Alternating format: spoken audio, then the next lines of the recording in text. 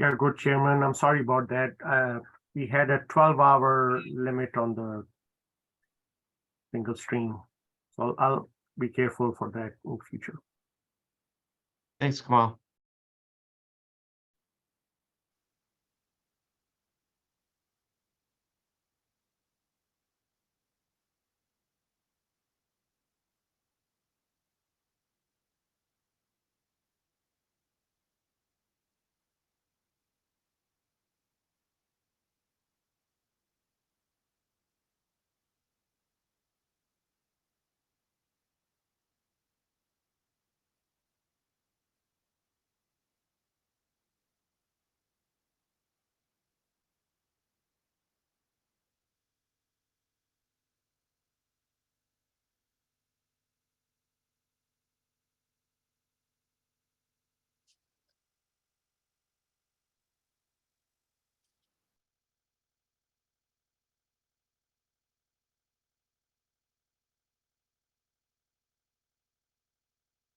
All right, I move that we reconvene this meeting of the Zoning Board of Appeals. Commissioner Toya seconds, Commissioner Brooks, Yes. Commissioner Esposito, Yes. Commissioner Toya. Yes. I vote yes, we're back. And we are, let's see, we were right with George David Perez, who was just about to express his support. So go ahead and do that now. Once again, thank you, Chair. Thank you, board members. I just incidentally have a newfound respect for my public servants and representatives. Thanks again for hanging in here. So I myself am a United States Navy veteran. I'm a medical marijuana patient, a dispensary worker, both medical and recreational. I've opened dispensaries. I've enlarged dispensaries. I'm a homeowner and community member. So I'm in a kind of unique space to have like a view on this. And I've seen from the inside out, you know, when people quote how much product is going to be sold, how much tax revenue is going to come. I've seen it, I've been there. When they say it's going to have an impact on the restaurants. I myself have worked at a dispensary and had to go and eat at the closest place. So I know that we inject revenue there. They, Justice Cannabis, you know, has picked, you know, and thank you, thank you, Justice Cannabis, for picking the marijuana dispensary location to open in our community, because you know what also it is for a licensed agent such as myself, somewhere close that I can go to work that's not Hoffman Estates, Crystal Lake, Rolling Meadows, where I gotta invest money to get there. This is in my community. It's you know, for access, for everything. It gives people a chance to not have to invest in going to work. So it's a positive thing. The money, when you hire local, the money stays in the community. It's a circular economy. It doesn't fizzle off somewhere else.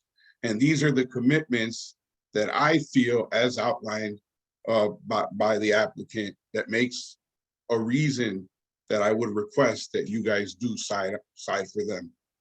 It's a good proposition for us in the community. It really is. Thank you. Thank you. All right, let's go to Zachary Taylor next. You can unmute and express your support for this matter. Good evening. Again, my name is Zach Taylor. I'm a medical cannabis patient and resident of the 12th Ward. I live just under about 1.5 miles from the lot in question, and I'm in here in support of the applicant's proposal, primarily because the proposed development comports with the community's long-term vision for this corridor. This development would lie along a stretch of 35th Street that in 2004 was downzoned considerably by the 11th Ward alderman at that time. And since then, the neighborhood's commercial activity has dwindled, upkeep of the public way has deteriorated, and in general, the community has responded and vocalized interest in revitalizing this corridor. The CMAP, the Chicago Metropolitan Agency for Planning, and the McKinley Park Development Council came together in 2021 to develop a neighborhood plan, which this proposed development is very much in line with. In addition, the current and future 12th Ward aldermen are trying to rezone and stimulate this corridor So approving this application, in my opinion, would generally support this endeavor and liven up the entrance to the McKinley Park community. In addition, the applicant's proposal would make the present state of this intersection much less hostile to pedestrians. And my interest as a commuter, both using public transit and the public way, I very much want to see that intersection safer and potentially able to be traversed by more people in our neighborhood. And for those reasons, I'm in support. Okay, thank you. Let's go to Anna Shabrowski. You can unmute and express why you're in support. Hi, I've lived a few blocks from this site for nearly 20 years. And in that time, as Zachary said, the retail at this corner has dwindled. So I'm looking forward to having this dispensary there as a retail anchor to attract more foot traffic and attract more retailers again to this corner, as well as to keep out some of the industrial uses, truck parking and that sort of thing that is the PMD across the street is zoned for and seems to be moving into our neighborhood as other PMDs on the north side are rezoned for retail and entertainment. I'm also a bicycle commuter. My elderly parents live with me and commute by bus. And so I'm very concerned with traffic safety for bicyclists, pedestrians, and bus riders who have to take the 35th Street bus there and then cross that street to get onto the correct Ashland bus. So I'm looking forward to the traffic calming measures here that the dispensary has built into their site plan, as well as just simply having an active business there that drivers have to slow down and see if anyone's coming in or out in a car or on a bike or on foot. I've been very impressed with the community engagement. In this neighborhood, we are used to being developers telling us this is what you're getting, shut up and go away. You have no say in this. And this is the first developer I've seen who actually has been interested in engaging with the community. So I'm in full support of this business coming in. Thank you. Thank you. Okay, at this time, we're going to go to the objectors. And we'll start with Steve Dimitro. If you will unmute and let us know why you are in objection, and you also have the opportunity to ask questions of the applicant's witnesses, if you desire. Go ahead. Thank you very much. You know, during it's unfortunate, Alderman Lee wanted a meeting because it was very important, and unfortunately, a lot of people that have a stake in this dispensary and the community, will not be able to voice their opinion because there was no continuance. But I'll move on from that. The issue here is this dispensary is directly kitty corner right across the street from a drug rehabilitation center. That was not mentioned by the movement. If this is allowed, it is my understanding that this may be the first time in the country that a cannabis dispensary is allowed across the street from a drug rehabilitation center. They talk about a previous meeting, February 6th, that was hosted by the cannabis dispensary. Well, during that meeting, it was made clear by a vast majority of the attendees who objected to the proposed location. Many of the residents were of the opinion a cannabis dispensary at this location would be a menace to our community. And the fact cannot be ignored. It would be situated right across the street from a drug rehabilitation center, as well as close to several grammar schools and a daycare center. Former 12th Ward Alderman Mark Ferry and others at this meeting believe a cannabis dispensary does not fit the character of the community. Residents also believe our community cannot afford to send the wrong message to our youth. By normalizing drug use, there's a risk of putting our children's future in jeopardy and undermining our efforts to build a safe and healthy community. I would like to ask Mitch a few questions if possible. Yes, you can. Go ahead. Mitch, can you hear me? Yeah, sure. Mitch, you hosted a February 6th meeting, is that correct? Yes, Okay, and isn't it accurate to say that at this meeting, over 90% of the attendees were against the cannabis location? Were against the cannabis facility at the specific location? I wouldn't say 90%. That's not a characterization I would make, no. Well, how much would you say then? I would say it was fairly mixed, to be honest with you. I thought it Objection. was, you know. Speculation. Mitch can't answer the percentage of people that were for or against. You know, Your Honor, may I respond to the objection? Yeah, I mean, I wasn't counting and it seemed fairly mixed crowd. Okay, well, you created a video of this event, right? It was created by one of the community groups that was in attendance. Yes, Okay. And Alderman Lee was at this event, is that correct? yes, both Alderman Lee and Alderman Abarca Okay. were both at the event. And so if Alderman Lee testifies that a majority of the people in attendance were against this cannabis dispensary, would you have any reason to disagree with her? Again, Speculation. Mitch can't answer that question. He already testified that he couldn't say exactly how many people were in objection, so he can't answer that question. He's Okay. speculating. Well, then I would say, I think the video that they introduced into evidence speaks for itself. Objection. There was no video entered into evidence by counsel. Yeah, there's Oh, that's interesting. there's no video in the record. Well, that's interesting. Okay. Mitch, isn't it true that your proposed facility is almost across the street from a drug rehabilitation center? it is not, sir. It is. Is it? It is to the west of us, maybe a couple blocks away, and it is not a drug rehabilitation facility. It is a service, a wraparound services agreement, facility they were actually at the community meeting that you were at. And they specifically, if you'll recall, so when somebody brought that up, you'll recall they specifically corrected and said, no such services are provided at this location. It is a service that this organization provides at other locations, but not at this location, which, by the way, is not across the street. It's about a block away. About a block, you said about a block or 2 blocks away. Do you know the name of that facility? Liz, do you remember it off the top of your, I don't have it in front of me, Sir, but again, sir. it is not a drug rehab facility. It is a social services facility. Okay, That helps facilitate patients or, members of the community to get social services that they need, but they don't provide those services at this location. have you ever heard of Chicago Treatment and Counseling Center? I've heard of a lot of centers, sir. So I'm, what? Objection. Relevance.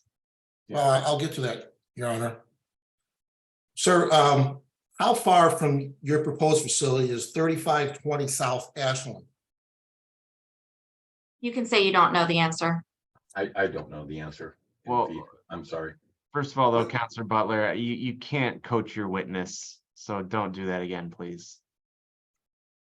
Okay. But yeah, I don't know how far that is in feet, sir.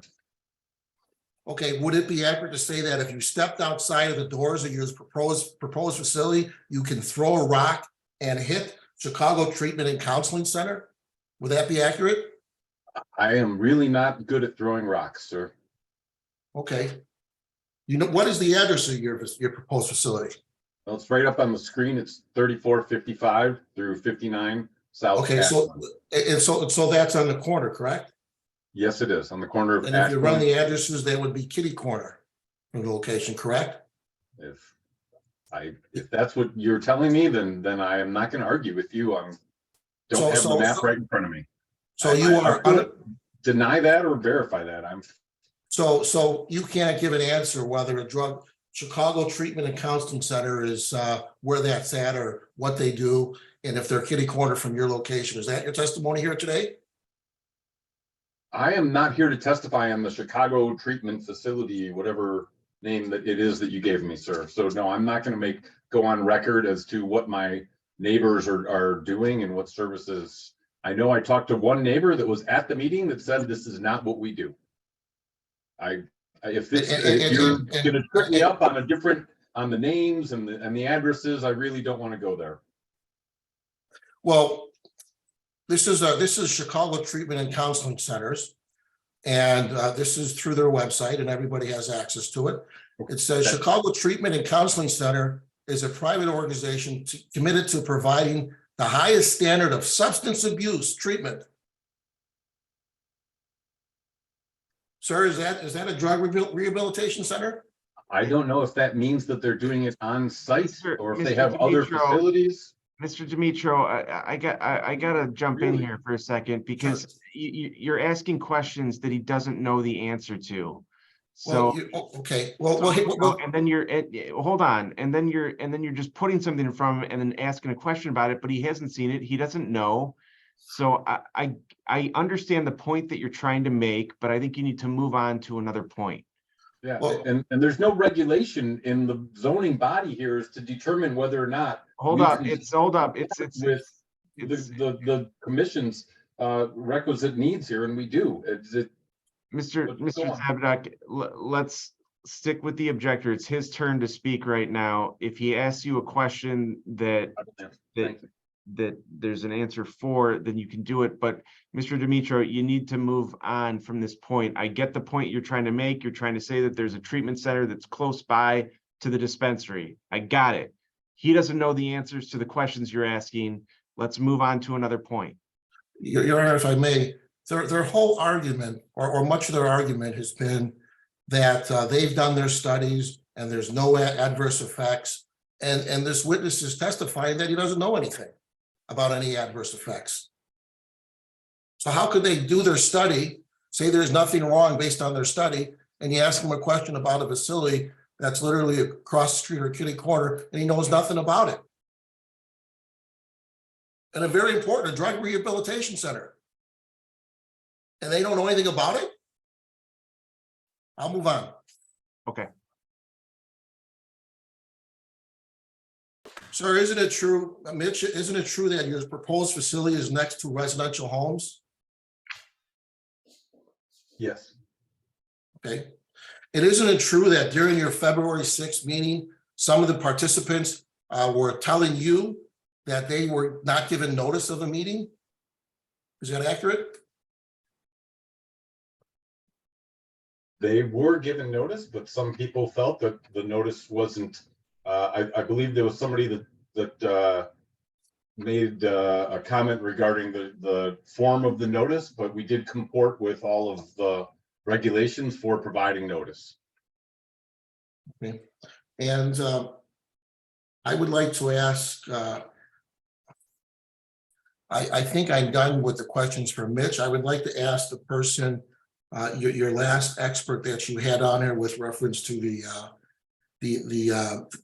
study that he did in the community. What was his name? I forgot his name. I apologize. The last person who testified for the applicant? Well, they're expert. They're controlled expert. They've got a lot of experts. Well, their last controlled expert, the person who said he was, and counsel, maybe you can help me out here. It was Ken Boucher was the last one. Yeah. Can I ask Ken some questions? Yes, you can. Thank you. Yes, sir. Hi, Ken. You stated earlier under oath that you've done the research around the effects of cannabis. Is that correct? Yes, Okay. Have you ever heard of Yale Medicine? yes. Okay. Have you read any of their studies? Not off the top of my head, no. Okay. If they had a study that says cannabis may have harmful long and short-term effects such as paranoia and memory loss, and can be addictive and disrupt the user's life and relationships, would you agree with that? I can't answer that question without seeing the study, understanding what it was about, how they made it. Objection, no can't- foundation. Agreed. The objection is sustained. Okay, well, let me try to lay the, maybe I can rephrase the question, okay? If that's okay? You can Okay. try. Are you aware of any studies that suggest that cannabis is not good for it, good for a person, not healthy? I think there's a wide range of studies that say a wide variety of things. Some pro cannabis, some against cannabis. And I think that, yes, you could find a study to say whatever you want. What Justice Cannabis asked me to do is to find studies that were done qualitatively and based on empirical research. And that's what my focus was. I did not find a study based on empirical research that said what you were talking about, but I would believe that you could find one that says that. Would you believe Yale Medicine is an authoritative figure when it comes to research? I've heard of Yale, and I know that there's a place called Yale Medicine, but I don't know. And it doesn't matter the name. It's the way the study was done, the data it was based on, and how it was analyzed. So if I don't have it in front of me, I can't answer that question. So you haven't looked at any the Yale study, is that correct? That's correct. Okay. Are you being paid for your report? Of course. How much are you being paid? To do the study for, Action relevance to the land use standards that are under consideration by the zoning board of appeals. Well, This goes to bias. he's right about that. It could. So the objection's overruled. Can you so I direct- get paid $4,700 to do the study for the site. And are you compensated any other way for your testimony here today? No, it's part of a fixed price that I do for the site. And your fixed price is the $4,000 figure? Yeah, 4,700 and something. Okay. And you also testified that you did a study with regards to all the buildings in the area. Is that correct? I did not know. Okay, it's I think that was Mike that did that. Okay. Would you agree that there are many studies out there, and we can list them and go over them, that there are many studies out there that state that cannabis is not healthy for youths? Is that accurate? I would say, as I already stated, that you could find a study to say pretty much whatever you want about cannabis out there. Objection, relevance, we're not Yes. proposing to sell cannabis to youth. Cannabis is legal in the state of Illinois. We're Yeah. proposing to establish a legal cannabis dispensary, adult Sustained. use. Sustained. Move Well, on, well- Mr. Dimitro. You stated that you can find a study to say almost anything you want. Is that correct? Mr. Dimitro, the objection is sustained. Move on. It was a different question, Your Honor. It's the same line of questioning. Move on. Well, my question would have been, is that, are there, well, all right, I'll move on.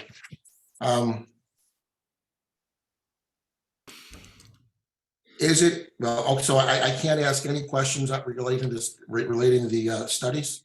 So I know the boundaries I have. That's correct. Okay. It's irrelevant. Cannabis, adult use cannabis is legal in Illinois. Okay, all right, I'll move on. All right. I would like to ask Mitch a question. I thank you very much for testifying. Okay. Or Mike, I'm sorry, I'd like to ask Mike. I think that's his name. Okay, Mike Wolin.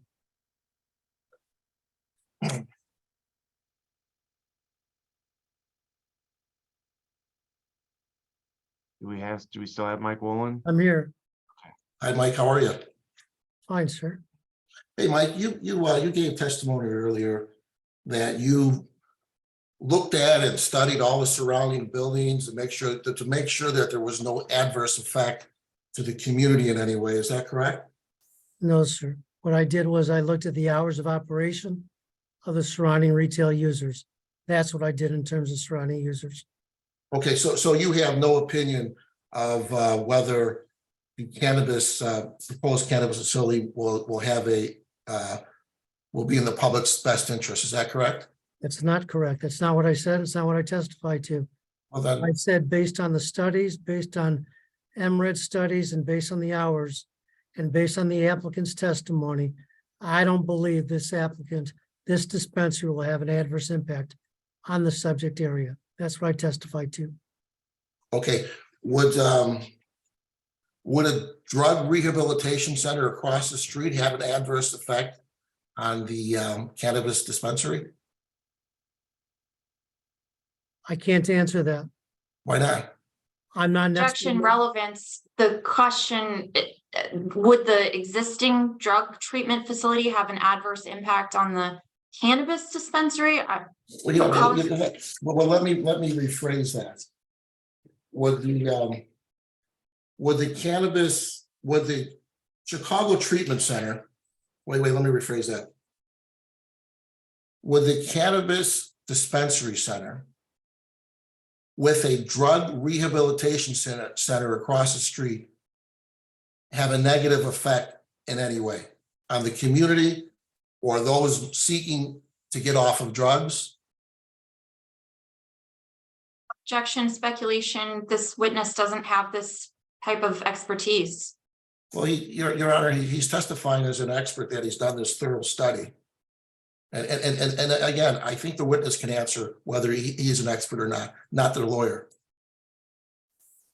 Well, the question is about I'm gonna let him answer this question as to the, whether it would have whether a cannabis dispensary near a treatment center might have an adverse impact on the treatment center. Thank you. I would, let me answer that question in a couple ways, please. One, I know of other cases in the city where there's been a drug treatment center right across the street from a new dispensary. Two, it all depends on who the applicant is, what their strategies are, their experience with dispensaries. That's my answer, Chairman. Mike, you said you know several, you're aware of several. I know of one directly. Yes, I'm involved, yes, in the city. And what is the name of that facility? Mr. Chairman? Do you You want me can to, answer. should I answer that question? You can answer. It's corner of Orleans and Wells, the southwest corner. And didn't that case come before this board? Yes, sir. And what was the board's finding? They found in favor of the dispensary. Are you sure? Yes, sir. It wasn't that the case where they actually moved the dispensary down a bit? I don't believe so, sir. Okay, but you're not sure. No, So you're not sure whether what you said earlier is true or not, correct? I believe I'm correct. Okay.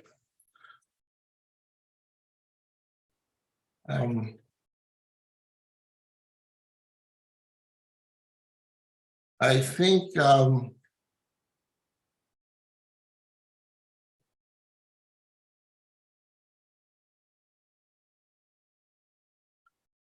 sir, did you were you aware of the Chicago Treatment and Counseling Center?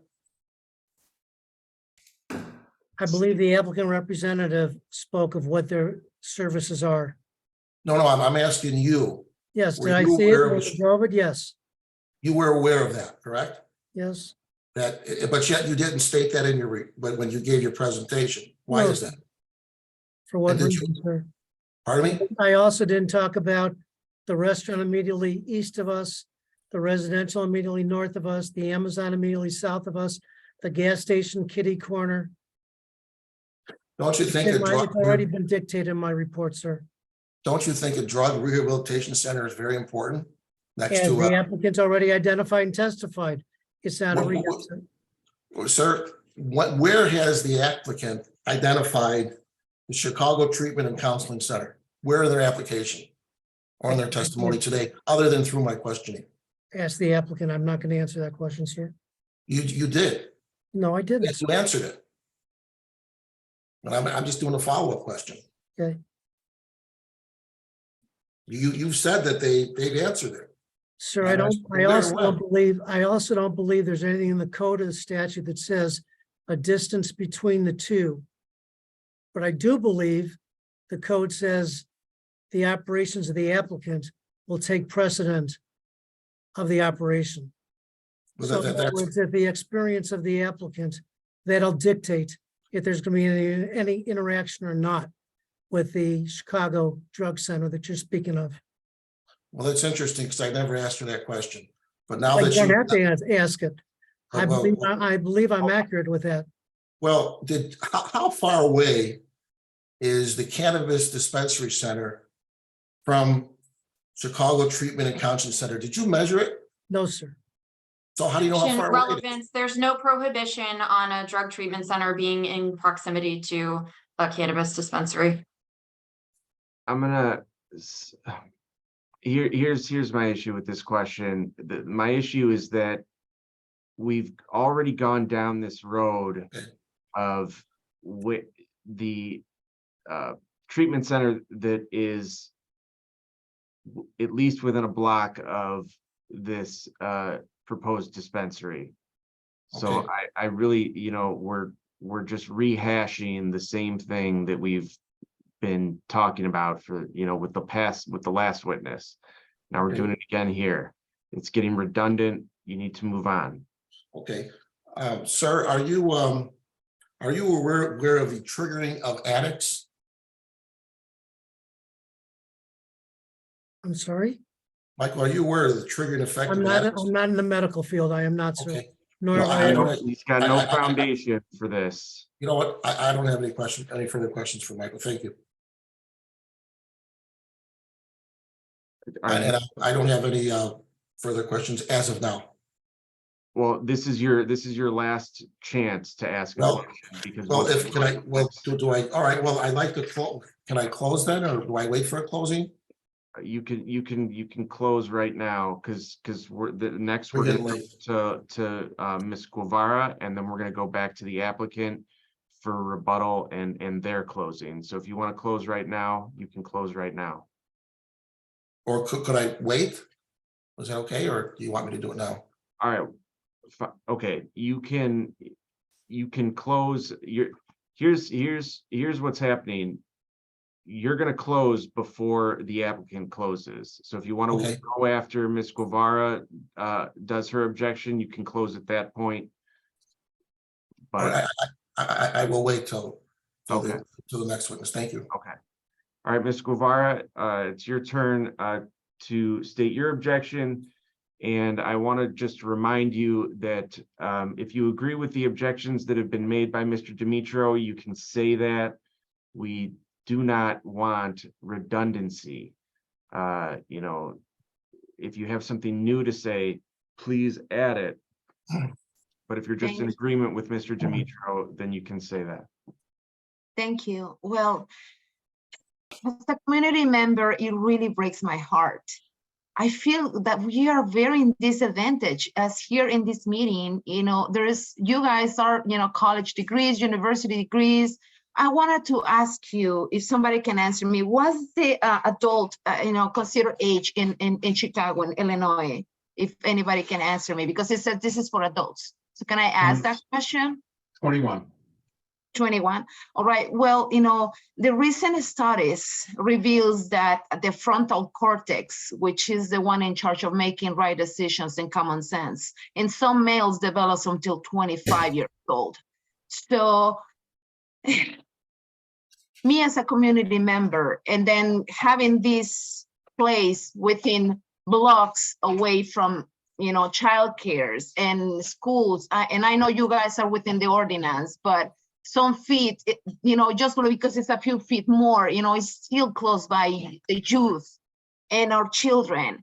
And we care for our children, and triggering, addicts, this is just a way of, what is going to happen next. So I really want you to have conscious of, it looks business to you, but, for our families, we're trying to develop families. We're just trying to improve and get better. There's a lot of entrepreneurs and responsible citizens with high values.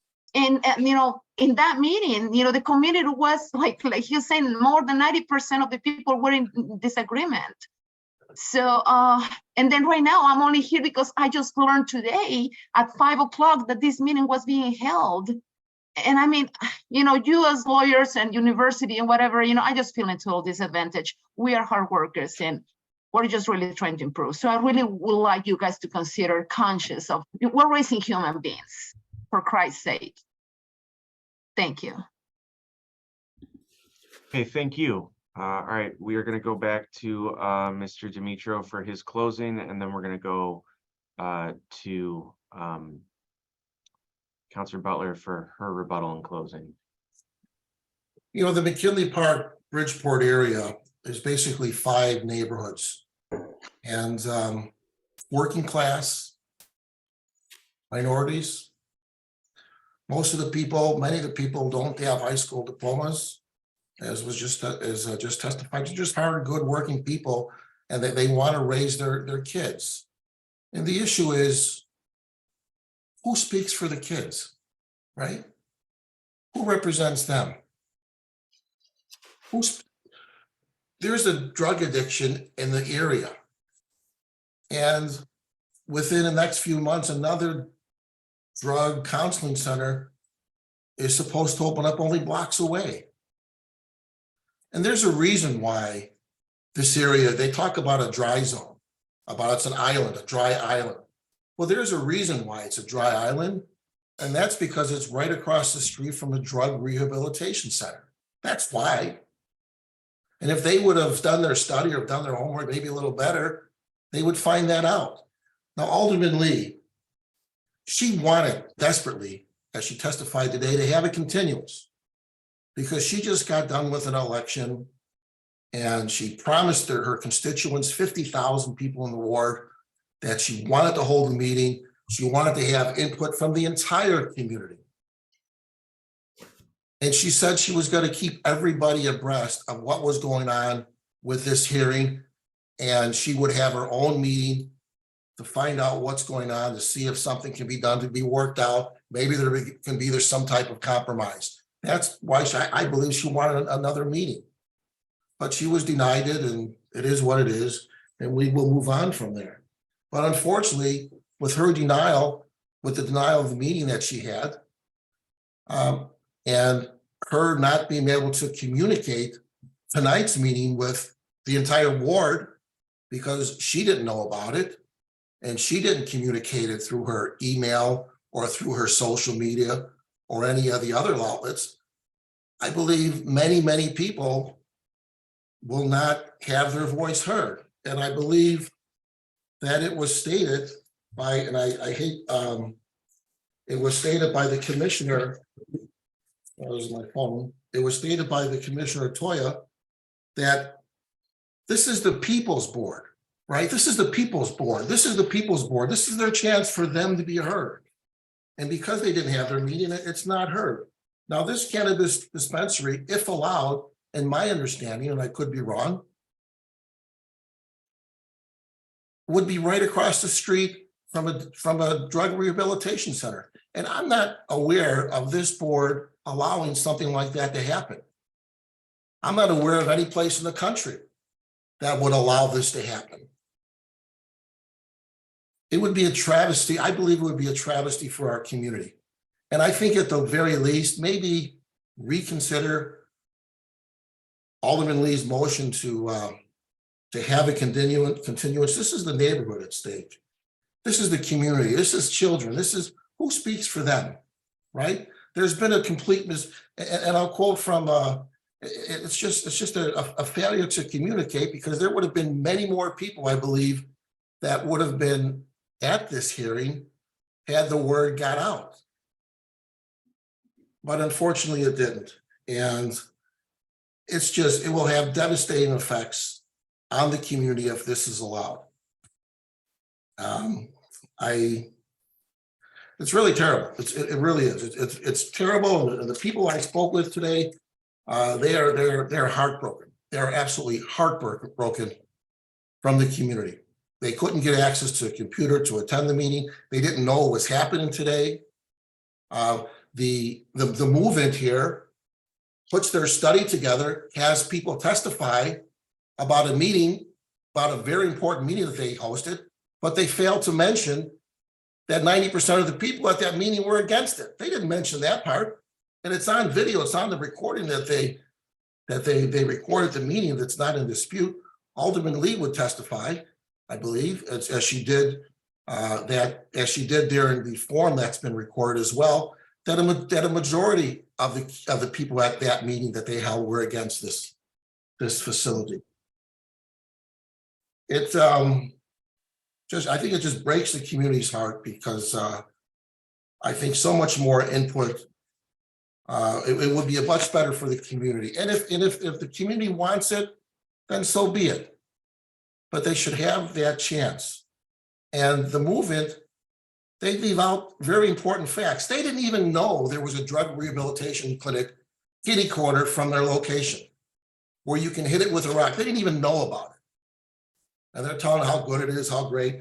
They don't even know about, they talk about studies, about cannabis studies. They said, but then one of their persons testified that you can get a study to say anything you want. Well, I guess that works on both sides. Thank you very much. And thank you for your time. Thank you, Mr. Dimitro. Okay, we are now done with the objectors and we are turning back to Councilor Butler for rebuttal and closing. Wait, quick question. This is Commissioner Esposito. Will we be hearing from Alderman Lee or not? Is the Alderman going to speak on this? Sorry, hi. I was just having problems with my connection here. Can you hear me okay? Yes, we can.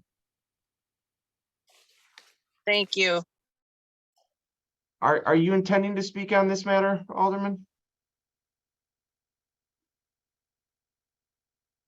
Oh, you're muted now.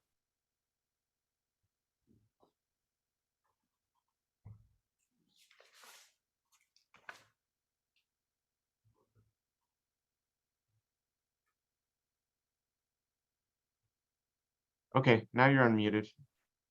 I'm sorry about that. It's been a long night and I had to go get food for my child and he was just calling to say, where's my Chick-fil-A? I apologize. I caught most of what was said here.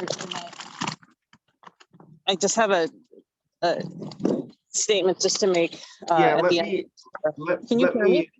We can hear you. Let me swear you in. Oh, sorry. Yes. Yes. Can you please state your name and role, please? My name is Nicole, Nicole Lee. I am the Alderwoman of the 11th Ward. And do you swear or affirm to tell the truth in these proceedings? Yes. Okay. Thank you. Did you want to speak now? I would like to speak at the end. Okay. If that's okay. Okay. All right. So we'll go to Councilor Butler for her rebuttal and closing, and then we will go to Alderman Lee to close it out. Thank you. Thank you. Thank you, Chairman. We haven't heard any questions from the members of the Zoning Board of Appeals tonight, so I just wanted to. Are there any questions from the board? I think we've heard a lot, so I'm not hearing any. So you can go to rebuttal and closing. Thank you. We heard testimony tonight about the existence of a drug treatment facility in proximity to the subject property. I would like to ask Mr. Kissel to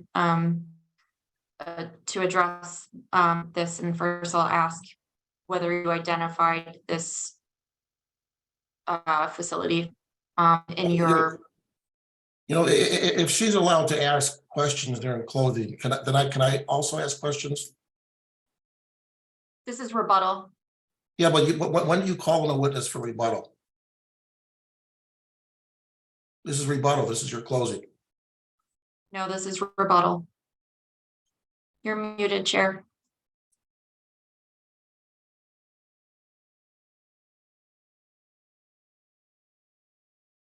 Chairman, you're muted.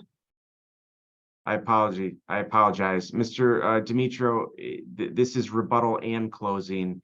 Your time has occurred already. She gets the last word. That's how we do it here.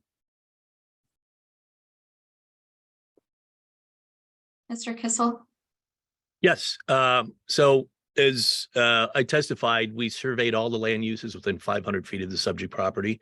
We did indeed discover that there was a drug and alcohol treatment center. It is not a residential center.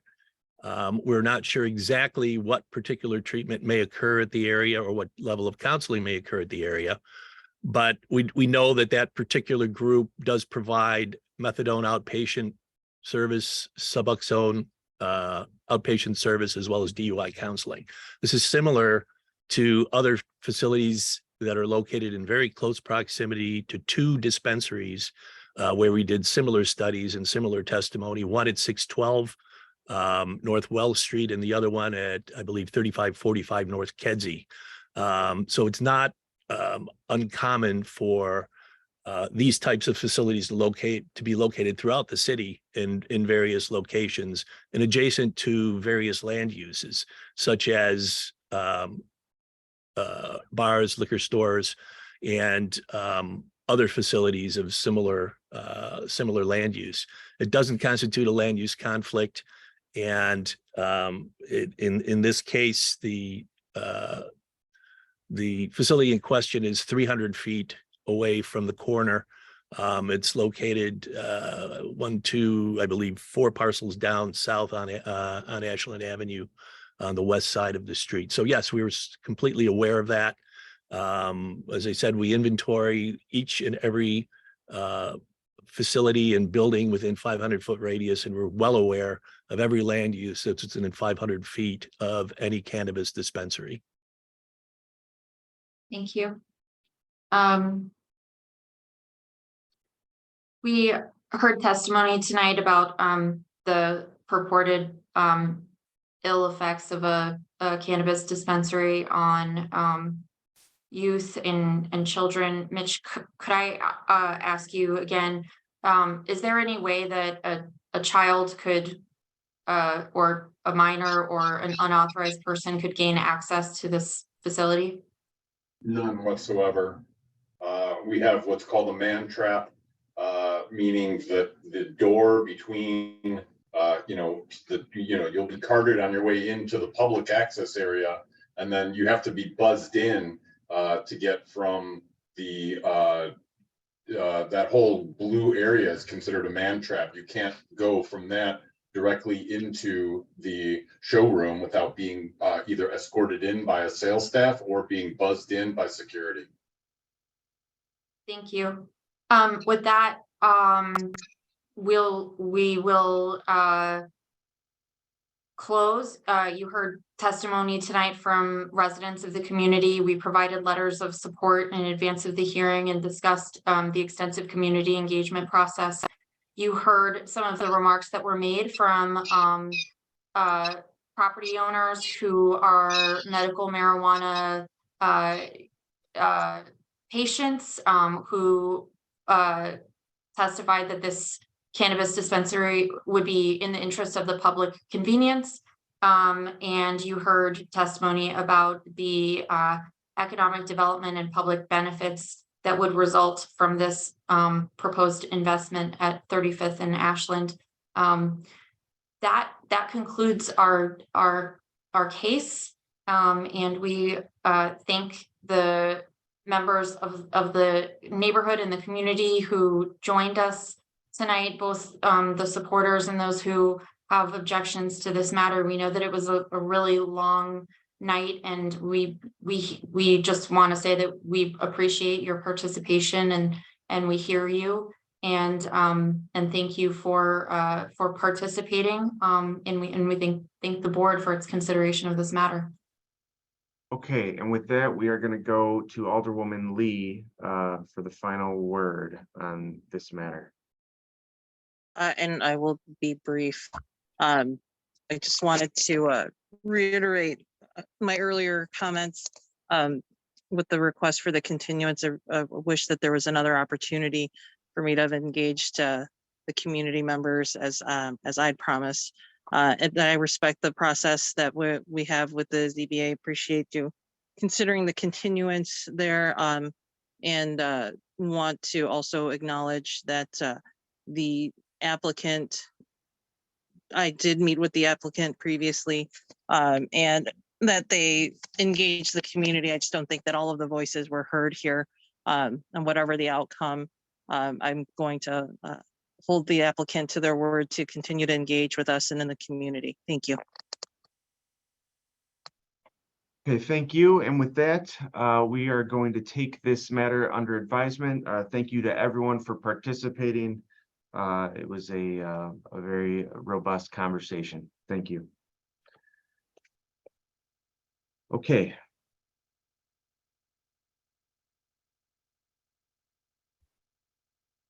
Next up.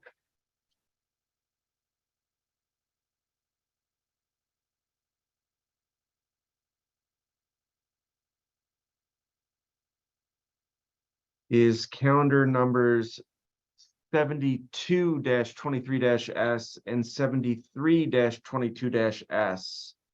This is 1823 to 27 West 87th Street. If you're here in objection or support, please raise your hand and we will get you promoted. If you're on the phone, it's *9 to raise your hand. And *6 to unmute.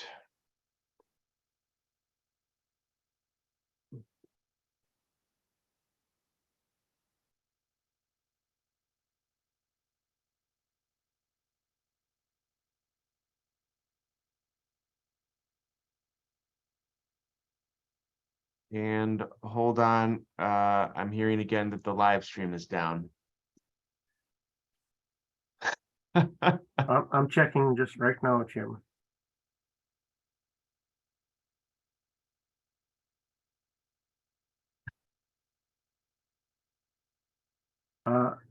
Chairman, the live stream is good. The live stream is good? Yes, I'm looking at it right now. Okay. Okay, good. Yep.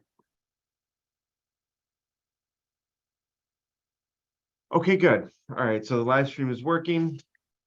And we are calling 72-23-S and 73-23-S. This is 1823 to 27 West 87th Street. If you're here in objection or support, please raise your hand and we will get you promoted. And when we promote you, you have to accept the promotion. All right. So I do see a Vernon Wiltz who's not accepting the promotion. Oh, there we go. We've got Vernon now.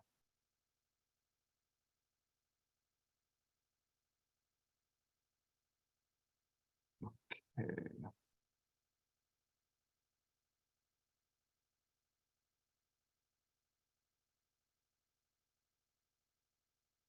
Hello. Vernon, are you here in objection or support of this matter? It's for the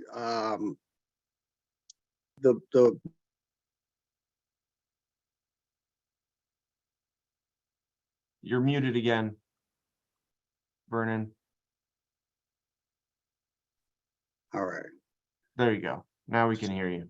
Is it for the rooftop deck at the? Yes, this is it. Yes, okay. I'm work with Alderman Derek Curtis. I'm an automatic aide for him and I'm speaking on his behalf. Okay, did you want to speak in the beginning or at the end? And I guess it doesn't matter. I can start at the beginning. That'll be fine. Okay, let me just get everyone sworn in and then I'll come to you. So let's see here.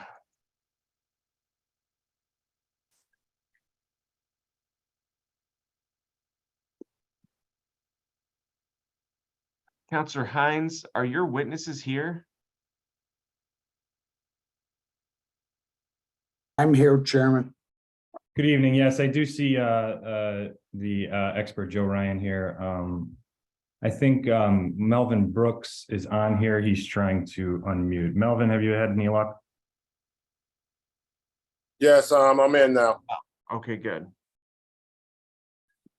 Okay, Melvin, can you state your name and address, please? Hi, yes, my name is Melvin Brooks. I reside at 651 East 75th Street, Chicago, Illinois, 60619. Do you swear or affirm to tell the truth in these proceedings? I do. Thank you. Joe Ryan has already been sworn in today and his expertise has been recognized. Do you have any other, are those just your two witnesses? Those are the only witnesses, yes. Okay, great. Let me read the department's recommendation and then I'm gonna go to Vernon.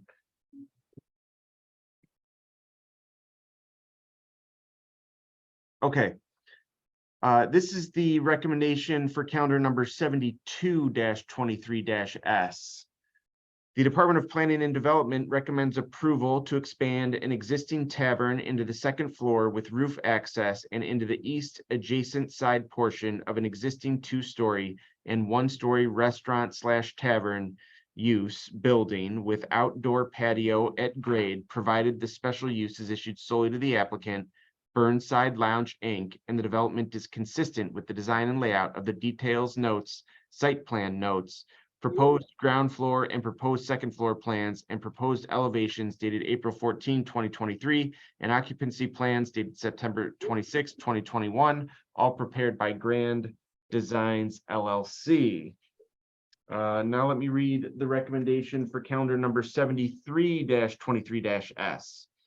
The Department of Planning and Development recommends approval to establish an outdoor rooftop patio to serve a tavern use, provided the special use is issued solely to the applicant, Burnside Lounge, Inc., and the development is consistent with the design and layout of the design notes, site plan notes, proposed ground floor and proposed second floor plans, and proposed elevations dated April 14, 2023, and occupancy plans dated September 26, 2021, all prepared by Grand Designs LLC.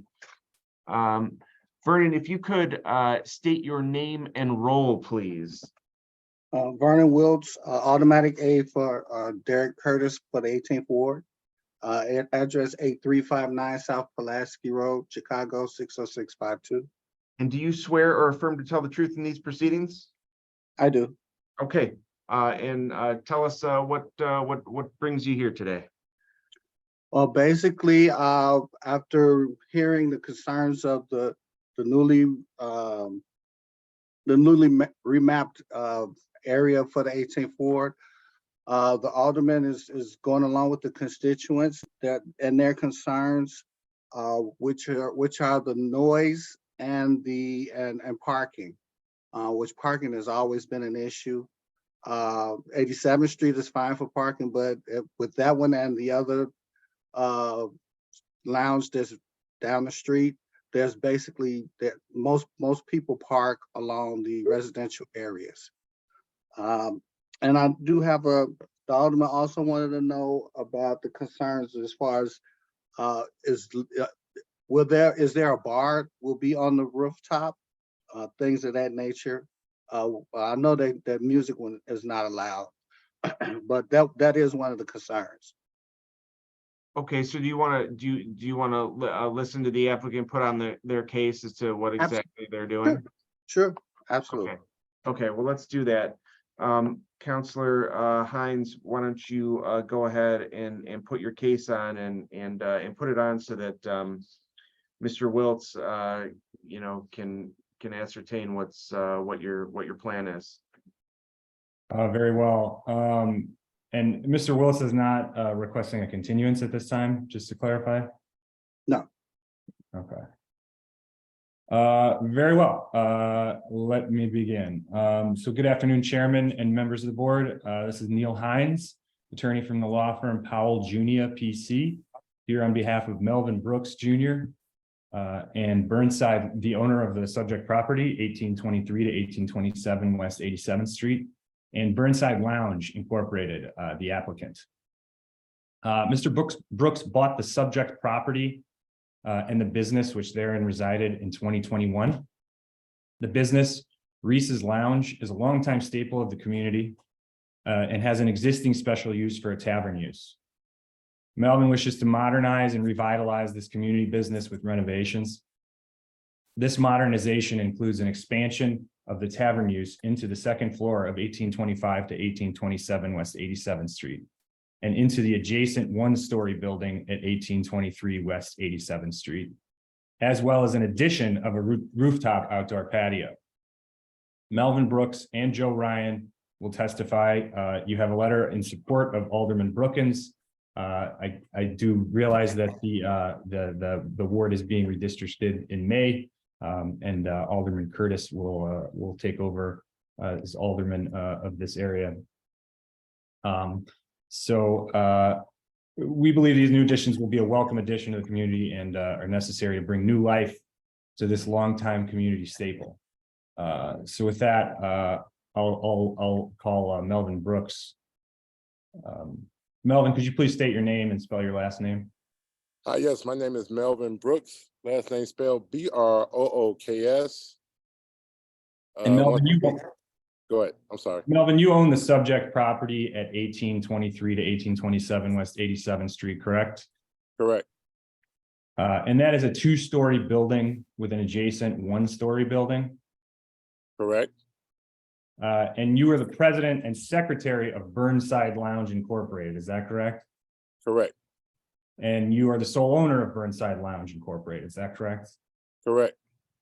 And does Burnside Lounge Incorporated operate a tavern at 1825 to 1827 West 87th Street called Reese's Lounge? Yes, it does. Correct. Reese's Lounge is a long-standing neighborhood institution, is that correct? Yes, over 60 years. It in fact opened in the 1960s, correct? Correct. And in fact, it already has a special use for tavern use. Is that right? It does currently. And the adjacent building at 1823 West 87th Street, this had been Reese's Fast Food, a fast food restaurant operated by the former proprietor of Reese's Lounge. Correct. And you just took over Reese's Lounge in the last 2 years, is that right? Correct. And Reese's is currently closed, so you can work on modernizing the existing building and business, right? That's the reason why we shut it down. And so the plan of that modernization is to expand into the second floor of 1825 to 1827 West 87th Street, is that correct? Correct. And expand into the adjacent building 1823 West 87th Street, is that correct? Correct. And add a patio on the roof of the one-story portion of 1825 to 1827 West 87th Street? Correct. Now you have nearly 20 years experience successfully operating a different tavern with outdoor patio at 653 East 75th Street called President's Lounge, isn't that right? Correct. So you feel well suited to restore Reese's Lounge, is that right? Yes, I do. And you believe that this modernization project we have been discussing is necessary to restore Reese's Lounge? I believe so. And you heard that the revised plans that were submitted to Department of Planning and Development were approved, correct? Yes, yes. And you will carry out the modernization project exactly according to those plans? Correct. All right, now let's talk about the rooftop outdoor patio. You intend to continue the tavern use for outdoor use on the rooftop there of the one-story portion of 1825 to 1827 West 87th Street? Only, yes. Yes. And that is a one-story portion of that building that's between the garage and the front portion that's 2 stories. Is that right? Correct. And it sounds that like the community may be concerned about noise and light pollution. What have you done to address that? Well, we decided to put up a 6-foot fence around the perimeter, which is the west side, north side, meaning south side walls, and part of the east side, outside of the stairs. We have one residence that's right behind us. They have no issues with it. And they currently just really moved in there. So they have like 2 to 3 years there. But outside of that, we have no issues because it's a commercial business right next door. They are a State Farm business. They sell insurance. So their hours is basically 9 to 5. Okay. And let's discuss the expansion of the tavern use. So currently the tavern use exists on the first floor of 1825 to 1827 West 87th Street. Is that right? Correct.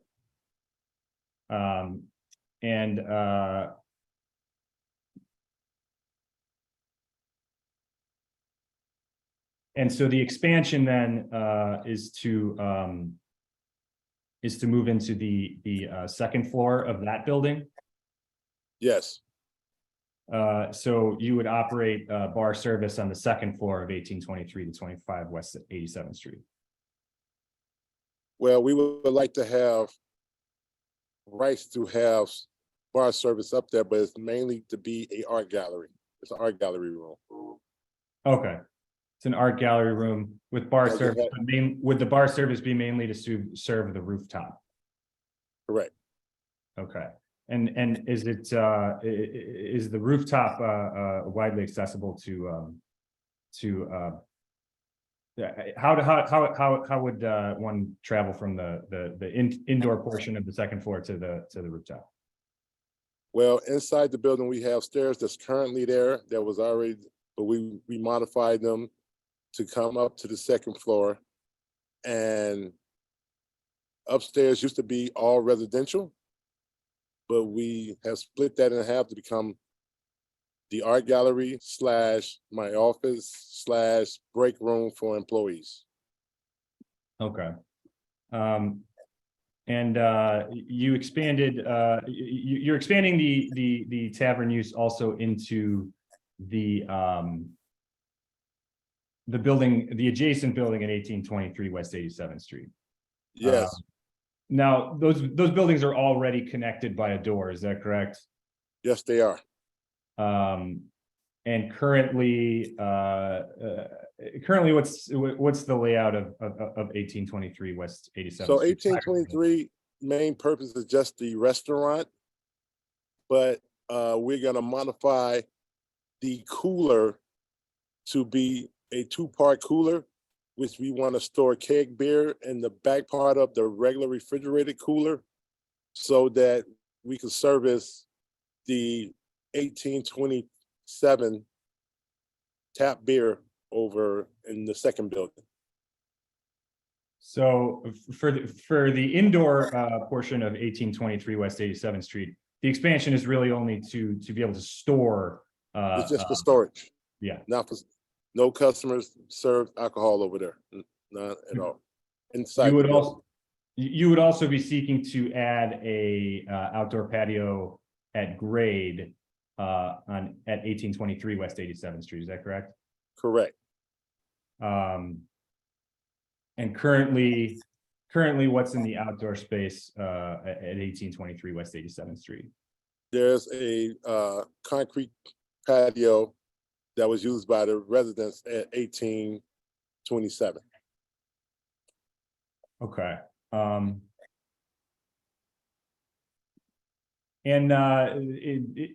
With your plan to apply for an outdoor patio at 1823,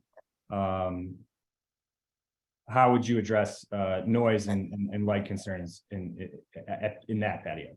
Well, we would limit the hours as we do at our current bar. We only serve outside from 12 to 11. We shut down at 11.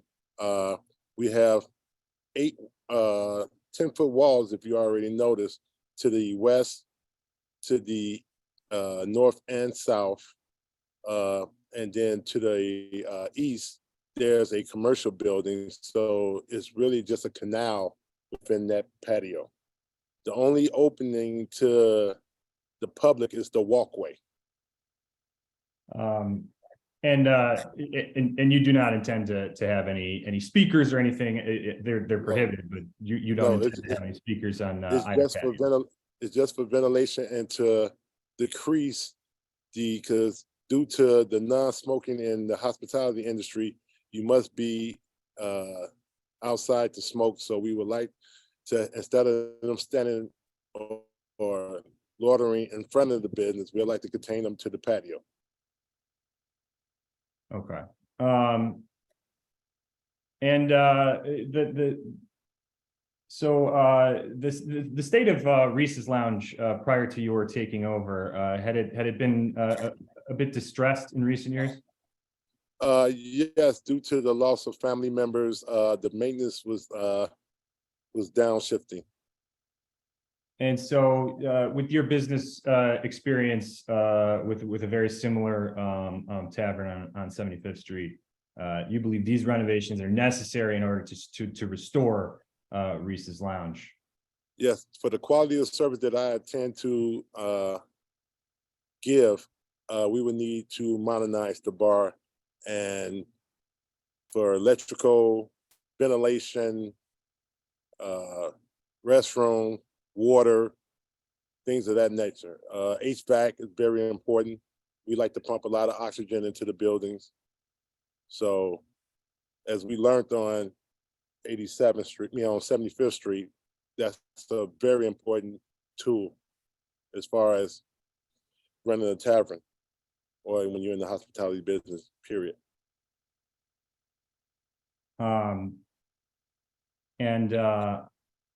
as far as the rooftop outdoor patio and the patio grade, how in your mind is do you believe that's necessary to restore and revitalize Reese's Lounge?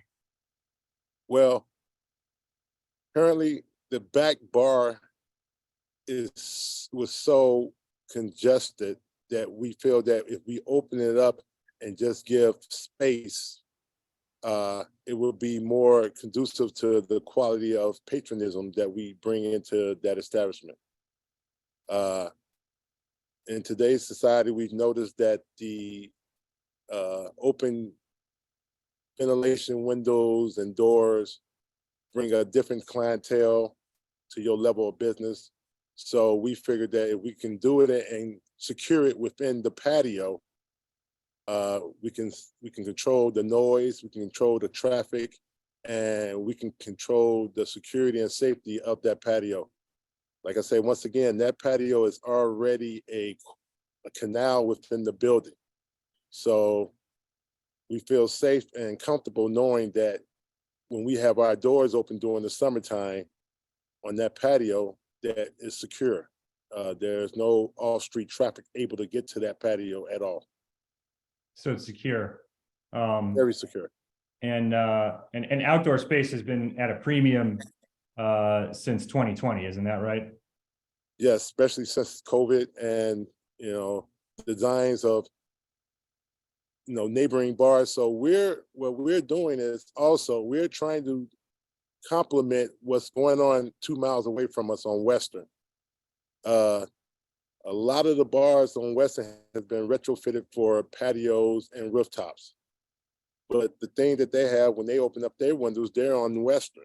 What we're trying to do is open up our windows, but be inside our corridor within the patio.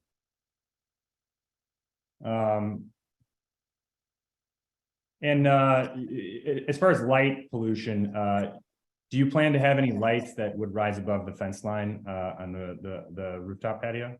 Yes, lighting will be provided during the operation time of patrons out there. Then after 11 o'clock, we would go to what we call a dim time. We would We would dim the lights down to where if, say, if it's 6 lights on during operation, there will only be 2 on during the closure of the patio. But it's correct, though, that your plans for the rooftop outdoor patio have no lights above the fence line. I'm sorry? Are you planning to install any lights on the rooftop patio that would rise above the fence line? No, they will be at the top of the fence line on the pole. So the light would not spill over the fence? No, it would not. It would not disturb any neighboring properties. Okay, and similarly, you've been referring to the grade level patio as a canal. So do you mean that because it's on all sides surrounded by you know, a garage? Yes. The building at 1823 and the building at 1827 and the lot adjacent? Well, no, the commercial building adjacent. Yeah. And so yes, there'd another be brick no wall. light. There'd be no light that could spill out of that. No, that. Not at all. Now, the alderman's aide had brought up the issue of parking. What's your Yeah. experience of the parking at 87th Street? So just to give some background, I also was a patron or a customer of Reese's for over 20 years. So I'm very familiar with the parking over there. And as the prior owner had, which was Melvin Burnside, before he passed away, he had an agreement with the strip mall adjacent to the building, which can house up to 100 cars or plus, which all businesses usually close over there. Well, right now it's kind of dormant because they have a problem with filling up the storefront, but I have already spoke to them and asked them would they continue the contract of allowing our patrons to park in that parking lot as well. So you sought out a contract with the adjacent with a Strip nearby mall. to allow parking for Reese's Yeah. Lounge. And just so it be noted, the street adjacent to 1827 is only a one-way up into the alley. So after that is it's a one-way going the opposite way. So we cannot even park on that residential block unless you go all the way around the block. And I've been a customer of Reese's for a long time, and I've never seen nobody go through the trouble of going all the way around the block when they could just park right there in the adjacent strip mall or the parking that's allowed on 87th Street itself. And so there's been and Reese's, as we've discussed, has been a long time institution in the neighborhood. So and has there been problems with parking on 87th Street during During my knowledge of the last 20 years of me being a patron, I've never had a problem parking. At some point in time, there used to be 2 bars there, which was called LaMelle's and Reese's, and they was able to work together and operate with no parking problems. But as of today, LaMelle's is not operating, and Reese's as well. We're going to construction. So the only bar that I see that's going to be there when we open up is going to be Reese's. Well, Burnside. I have nothing further for Mr. Brooks. At this time, I'll call Joe Ryan. Okay. And just for the record, can I add this? I've been in the hospitality business once again for over 20 years. I'm also a member of 3 organizations: Illinois Beverage Association, Chicago Citywide Association, and Club Owners United. I sit as a registered officer on Club Owners United. I speak and work with every South Side urban bar in the city. I'm very knowledgeable about the parking. I'm very knowledgeable about clientele and how to control clientele. And I'm very knowledgeable about how to design a bar that's conducive to the clientele that I want. And as I went to open up a patio on 75th Street, We have no issues. It's very quiet. We operated well. I have neighbors to the east and north and south of us that do not complain. So I feel that I could be very successful in my endeavors on 87th Street and continue the legacy of the Burnside family. Thank you, Melvin. Okay. We'll call Joe Ryan at this point. Okay. Good evening. Sorry.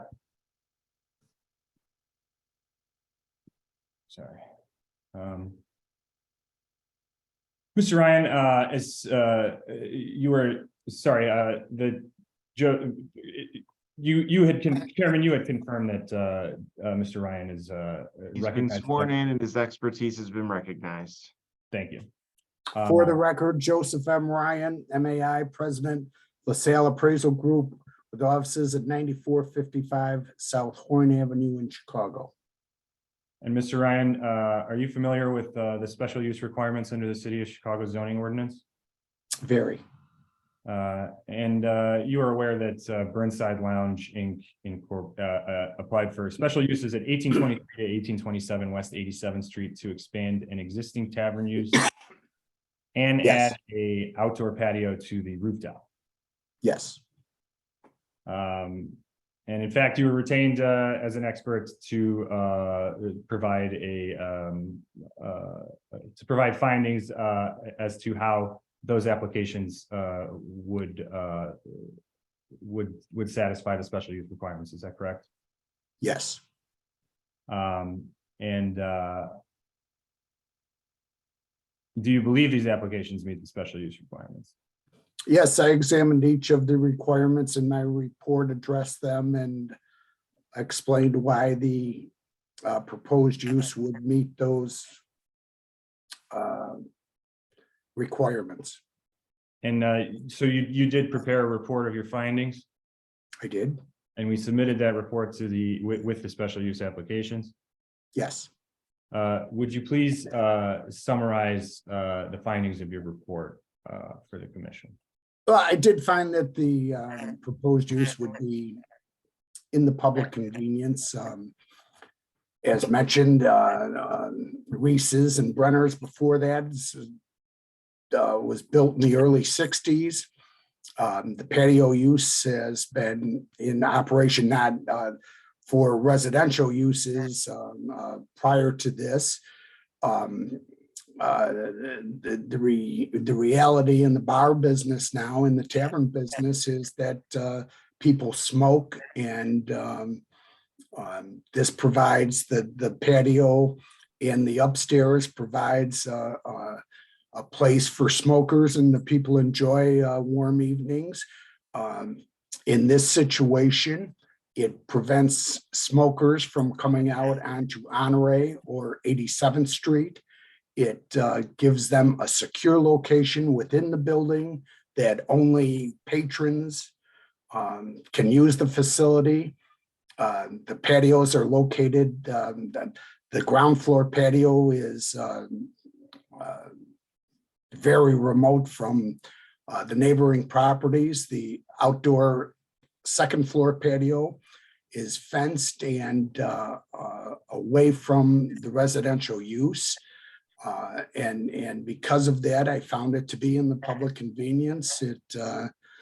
And it meets all the other requirements: public safety, pedestrian safety. There is a strip center to the west of the property.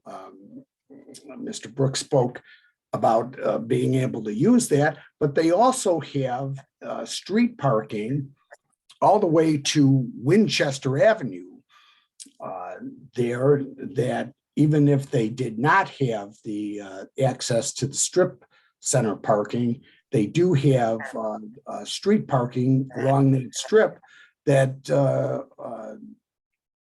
isn't used because the strip center is off-street parking. So I found that it met all the criteria for this board to grant a special use.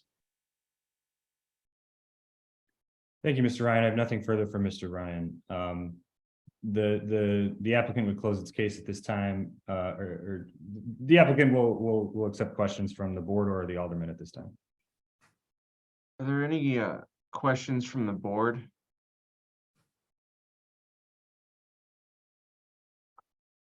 I can see that we also had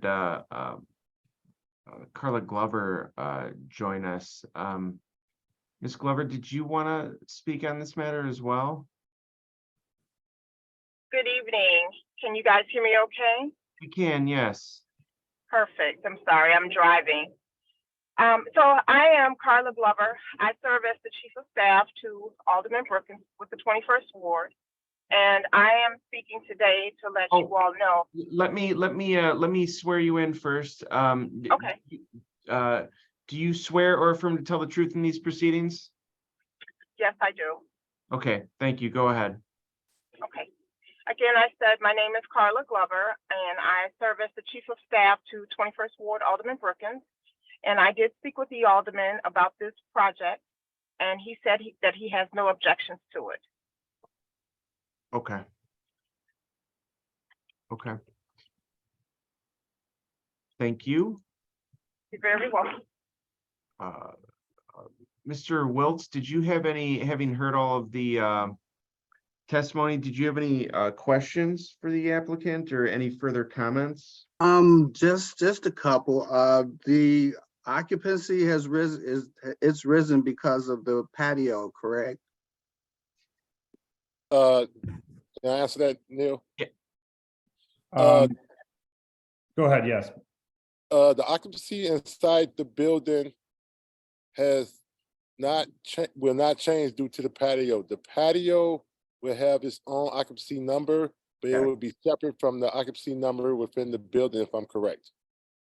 But due to the modification of the building, we have not been able to have a survey of exactly what that number is gonna be. I understand, understood. Now, the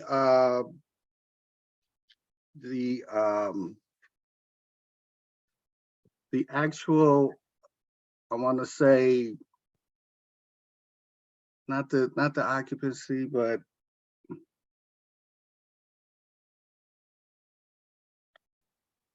well, basically, the Alderman trusts that Alderman Brookins has done his due diligence regarding this, and he doesn't really want to basically go against him per se. He's just concerned. He's just following his constituents, and that's his biggest concern because he serves the people. So, with that being said, that's pretty much where he stands. But it's such a small survey. It's a small portion since he's newly been in that area. So it's a small portion of sample size, so to speak, as far as trying to get an actual feel of what the community actually wants. So he's basically dependent on Alderman Brookins' opinion with the actual bar. Okay. Okay. All right. Are there any questions from the board before we take this under advisement? Hearing none, we will take this matter under advisement. Thank you, everyone. Thank you. Thank you. Good evening. Good evening. All right, next up is calendar number 75-23-S. This is 114 East 47th Street. If you're here in objection or support of this matter, please raise your hand and we will get you promoted.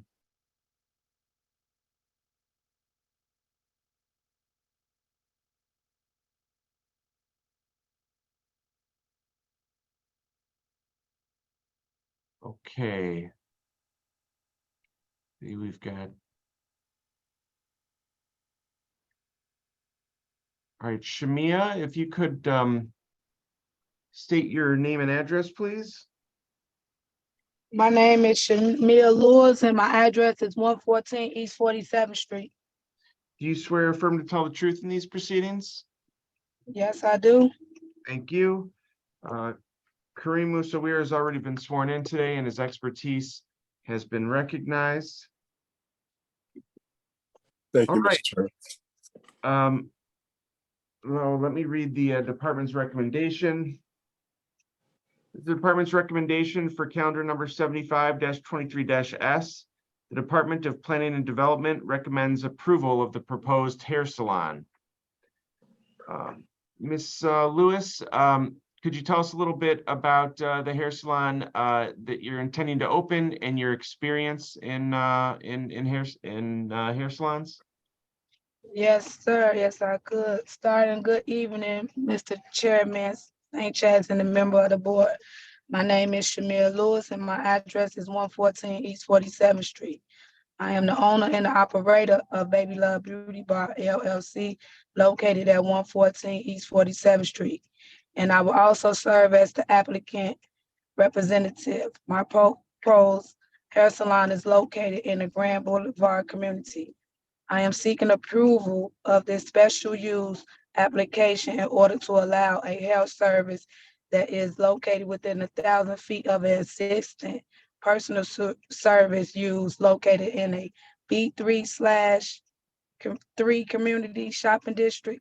My proposed salon is located within 1,000 feet of several personal service users which offer non-competitive service.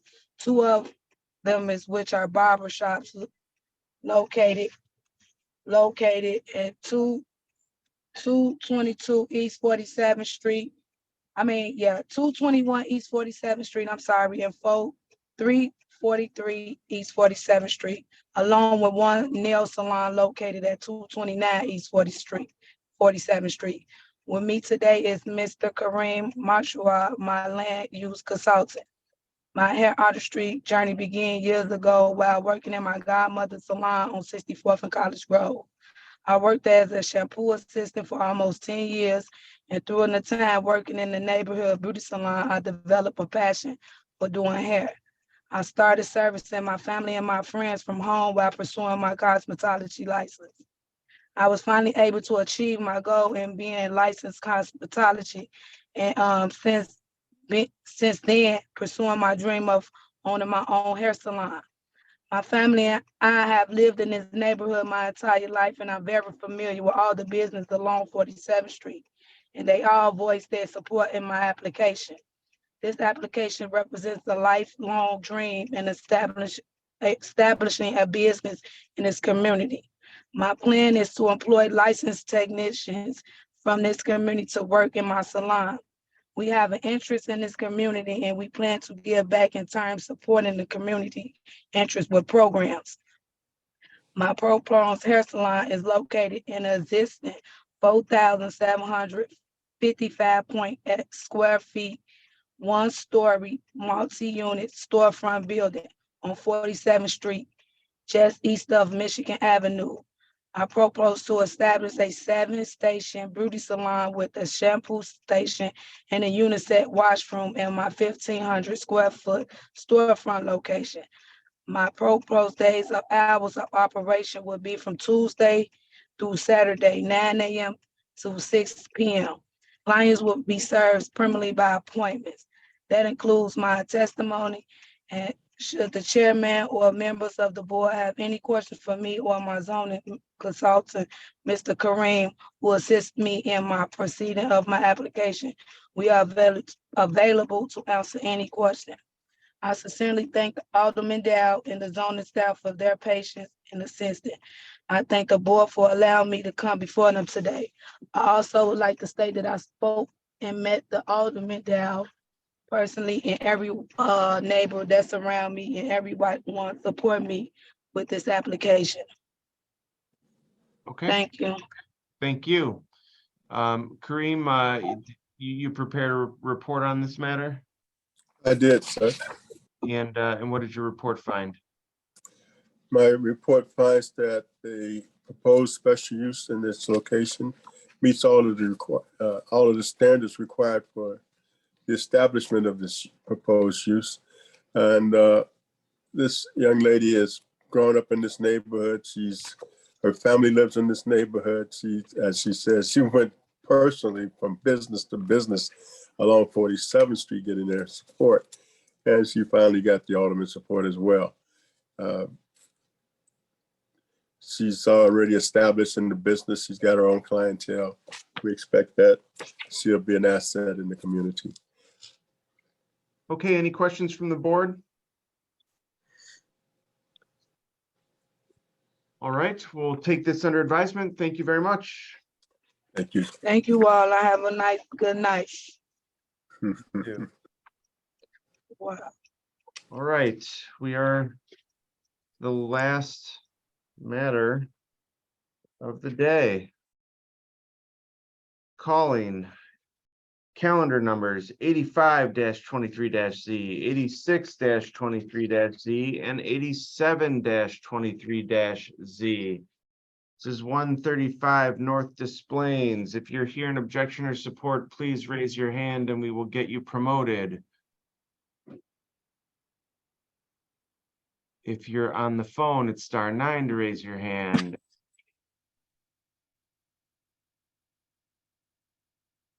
And it's *6 to unmute.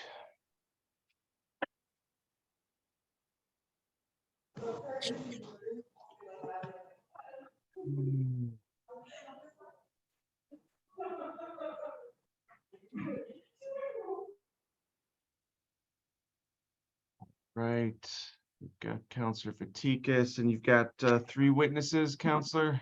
Yes, sir. Actually, so there should be 3 witnesses. Gene Bernstam on behalf of the applicant, Bill Kokalius, our project architect, and Sylvester Kerwin, our MAI appraiser. And Chairman, just as a matter, I just have more of a question of procedure. Sure. If you recall, this case was put on in full and then turned over to the objector. A number of questions or issues were raised. And ultimately, the board decided to continue the matter because the objector had filed a Freedom of Information Act request that went unresponded to or was incorrectly responded to by the city of Chicago. Just to put it into the record, the week following the continuance date, my office sent the objector a copy of the findings of fact. That was the outstanding issue or item that was the subject of the Freedom of Information Act request. We're happy to put our case back on. I don't know if that necessarily is what the board wants to do. If you would prefer that we keep our testimony to the findings or maybe respond to the objector's questions if there are any about the findings, I guess I'm looking for direction, and I know it's late. I'm ready to give you the direction, and I'm not happy to have you put on your case in full, but you're gonna have to do it. You're gonna have to put on the full case. I did look at this, and we determined that that's what we need to do. So. Okay. So let me get your witnesses sworn, and then we'll get the objectors sworn, and we'll go from there. So Gene, if you could state your name and address, please. Yes, Gene Bernstam, 5 North Lakeshore Drive, Fargo, Illinois, 60611. I'm sorry, I cannot hear. Yeah, Gene, are you watching the live stream or something? We're getting some feedback. I don't believe so. Can you hear me okay now? Okay, that's better. All right, so try that again. Your name and address, please. Gene Bernstam, 530 North Lakeshore Drive, Chicago, 60611. And do you swear or affirm to tell the truth in these proceedings? Yes, I do. Thank you. Bill Kokalius, have I sworn you in today already? Yes, you have. Okay, so Bill Kokalius is sworn in. Sylvester Kerwin, can you state your name and address, please? Yes, good evening. Sylvester Bud Kerwin. I'm president and owner of S.J. Kerwin and Associates, real estate appraisers and consultants. My offices are at 7765 West North Avenue in River Forest, Illinois. Do you swear or affirm to tell the truth in these proceedings? I do. Thank you. All right, James Ascott, if you could unmute. You're Good evening. here. Good evening. You're here in objection? No, a supporter. Oh, you're a supporter, okay. Okay, can you state your name and address, please?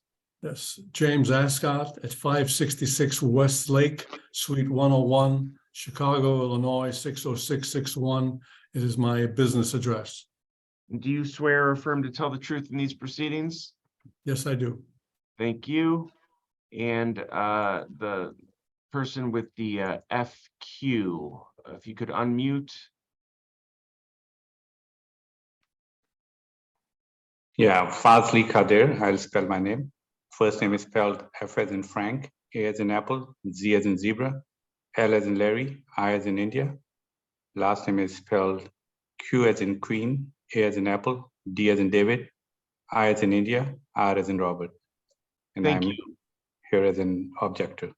Okay. Okay, so could you state your name and address, please?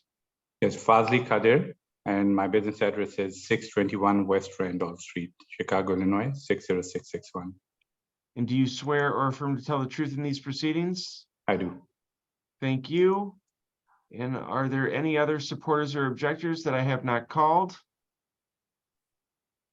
Okay, good. That's everybody. Counselor Fatikas, go ahead. Well, actually, let me just say in the beginning, this is how this is going to proceed. The applicant is going to put on their case in chief.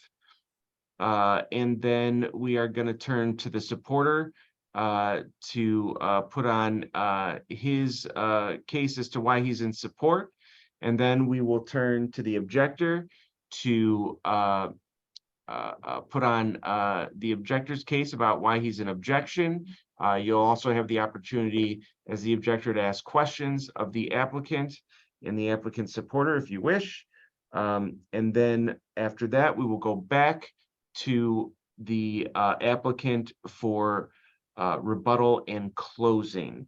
So with that, Councilor Fatikas, please take it away. Thank you. Again, for the record, Nick Fatikas from the law offices of Sam Banks. I'm here tonight on behalf of the applicant, Rogers Park Holdings LLC.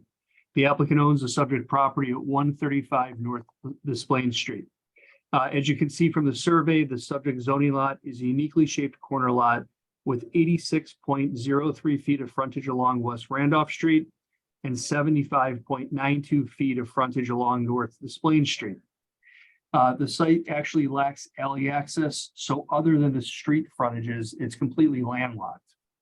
The property is also a transit serve location based on its proximity to the CTA station at Clinton Street, as well as the Ogilvy Transportation Center at 500 West Madison. Today, the property is improved and used as a surface parking lot. The applicant is proposing to develop the property with a new 9-story mixed-use building. The proposed building will have retail space at grade and 50 residential units above. In order to permit the building, the applicant is seeking variations to reduce the rear setback required for the floors containing residential units from 30 feet to 0.5 feet, allow a driveway along North Des Plaines Street, and third, reduce the number of off-street parking spaces from 18 to 3. We have 3 witnesses available to testify on behalf of the applicant. Again, Gene Bernstam, our project architect, Bill Kokalius, and our MAI designated appraiser, Mr. Sylvester Kerwin. And with that, I can call Gene Bernstam. Gene, you are the manager of the applicant, Rogers Park Holdings LLC. Yes, I am. That entity owns the subject property located again at 135 North Des Plaines Street, right? Yes. As I described it, the 6,531 square foot lot is uniquely situated at the intersection of West Randolph and North Des Plaines, right? Yes. And you're proposing to develop the property with a new 9-story mixed-use building. That's correct. Now, you're seeking variations to permit the project because of the lot's unusual shape and dimensions, its lack of alley access, and its corner lot location. Is that right? Yes. And we'll get into the practical hardships again with Mr. Kokalius, but your program was designed to maintain a retail presence along West Randolph to match the pattern of development in the area, but specifically along Randolph Street. Is that right? Yes. In doing that, really force the only available vehicle access point onto the Des Plaines frontage of the property, because again, we don't have an alley to rely on. Is that right? Yes, it is. And based on the subject lot's proximity to both the CTA station at Clinton Street and the Ogilvy Transportation Center, your plans call for the reduction of off-street parking spaces again from 18 to 3, right? Yes, And on its own, the parking reduction would promote promote the policies of the transit-oriented development ordinance. Is that right? yes, it is.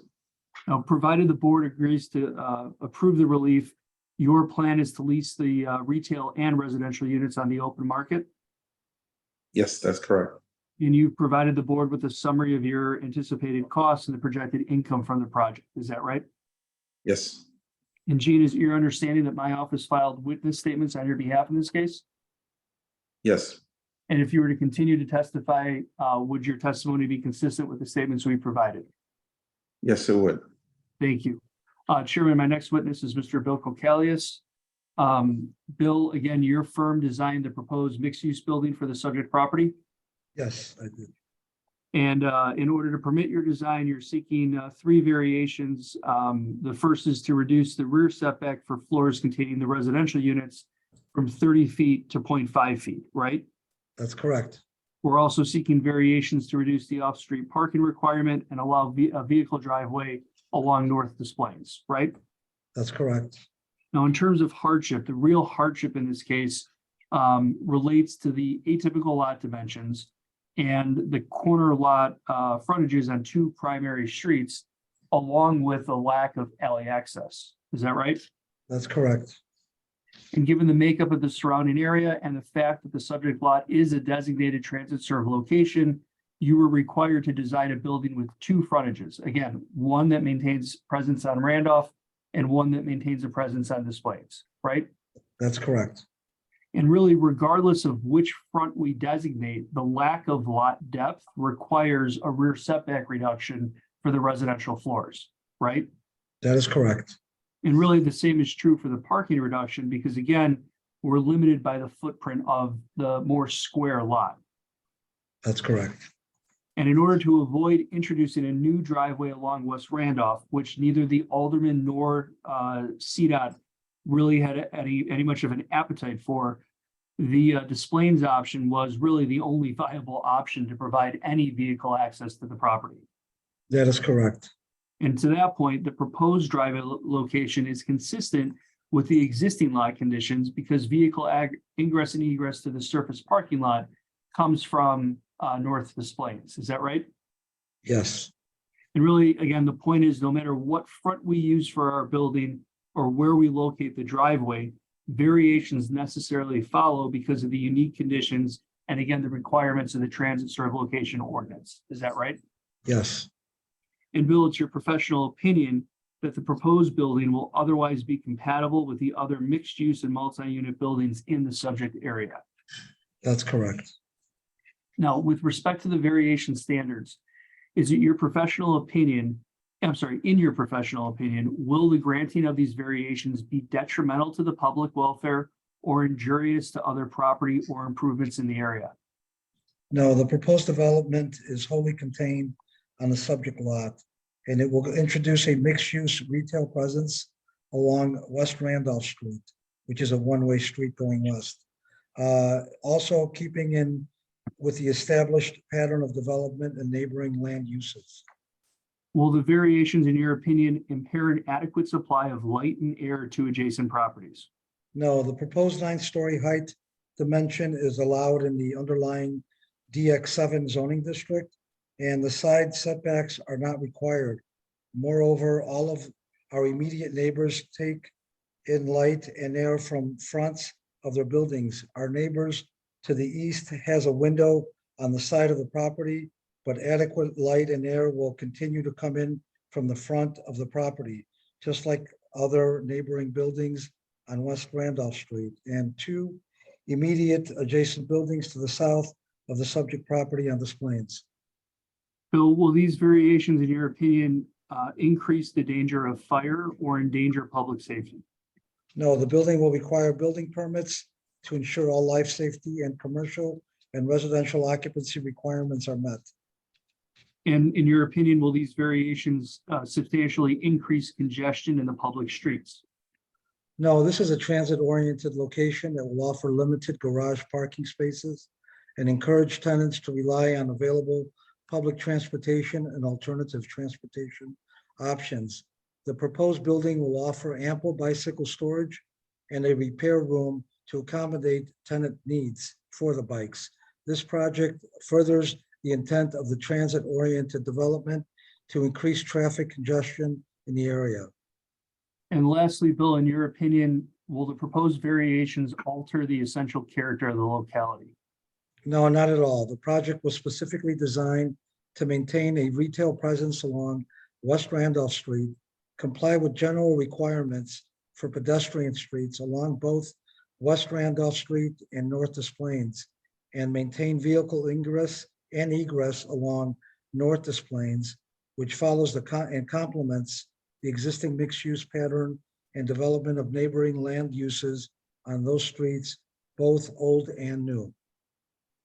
And Bill, is it also true with respect to that essential character that we did actually start our review process a little over a year ago with Alderman Riley? That's correct.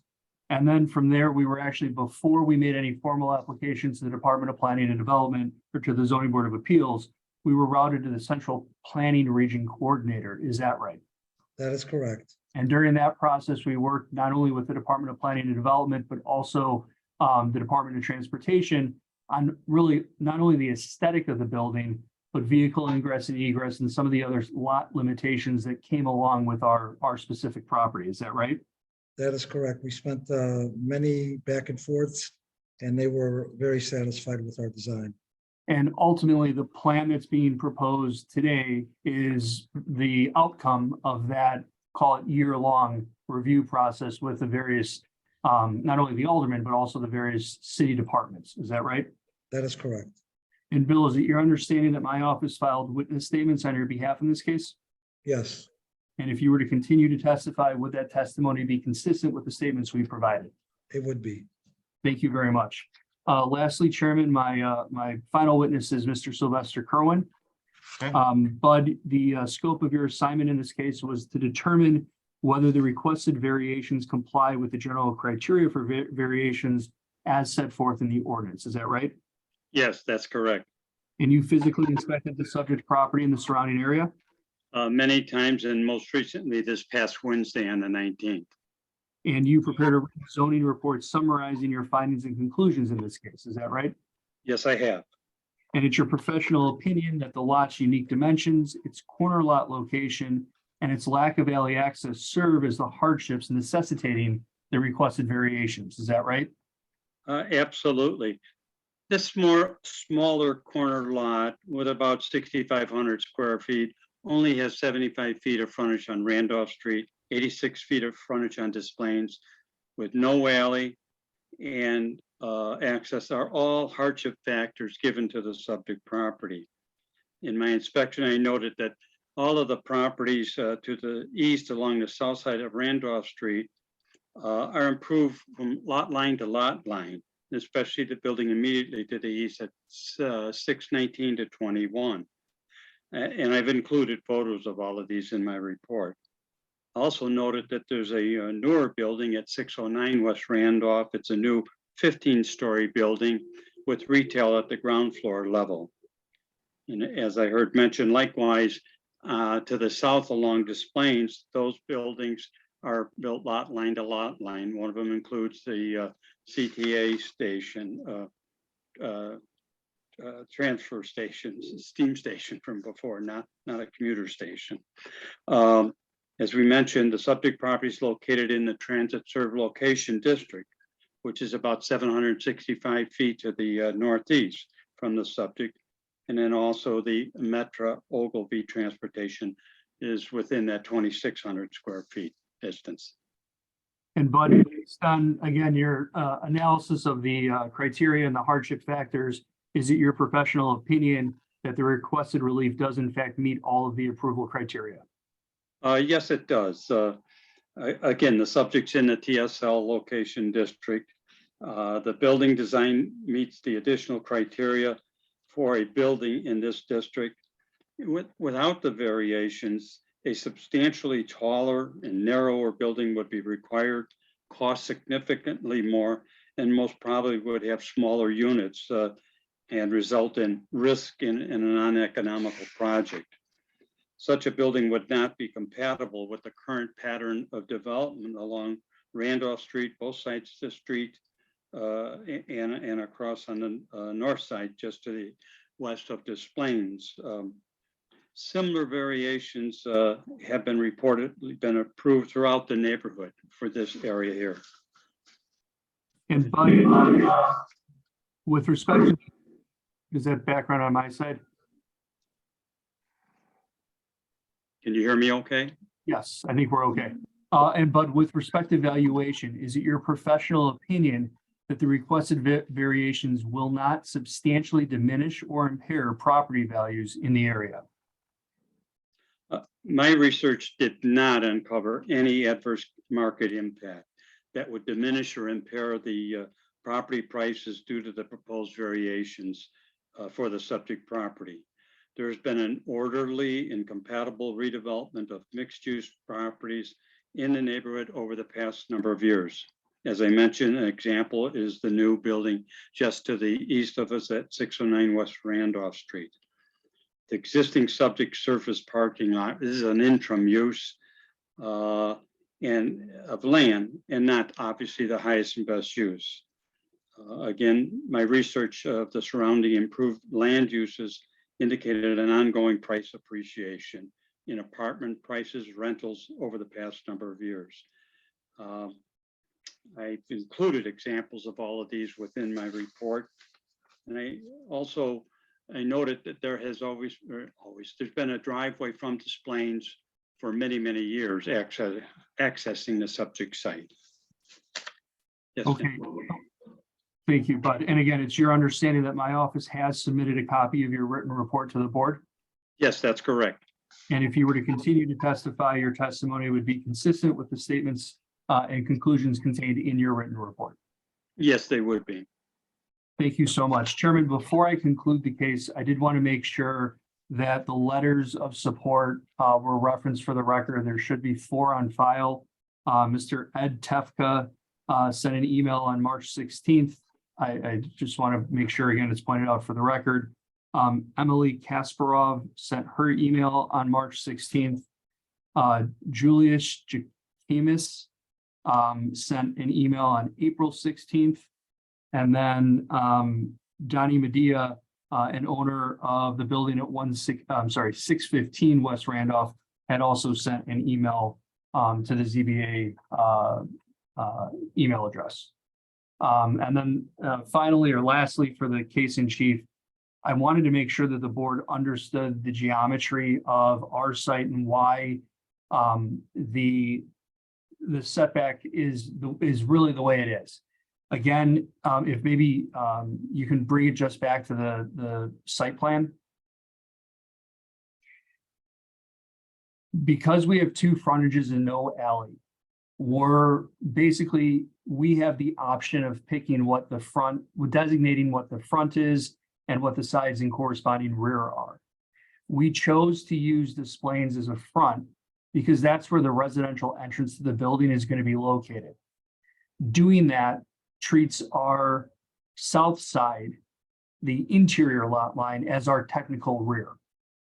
The only reason that the variations applicable with respect to the setback is for floors containing residential units.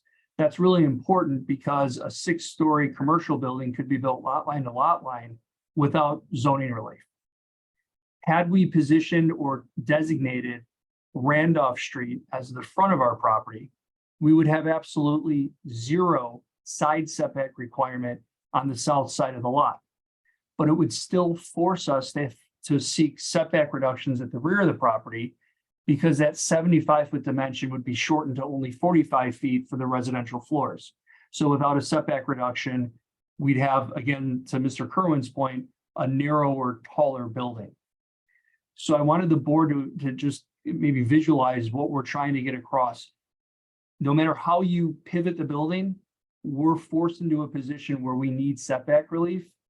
And the reason it's coming under a Des Plaines address and not a Randolph Street address is because of the residential entrance on Des Plaines. I hope I made that clear. And because of the fact that had we treated Randolph as the technical front and our south side as a side setback where there wouldn't be a requirement, it made sense to us to use Des Plaines and encroach into what would otherwise be an allowed area for the building. Again, I know it's a little confusing. It's also a little late. But if there are any questions specific to the design or how we fit our building on the lot, we'd be more than happy to answer those. Otherwise, the applicant's case in chief will rest there. Any questions from the board? Okay, let's go to James Ascott, the supporter. Mr. Ascott, you can tell us why you're here in support. Yes, I've been a resident in the neighborhood here on Jefferson and Lake Street for the last 23 years.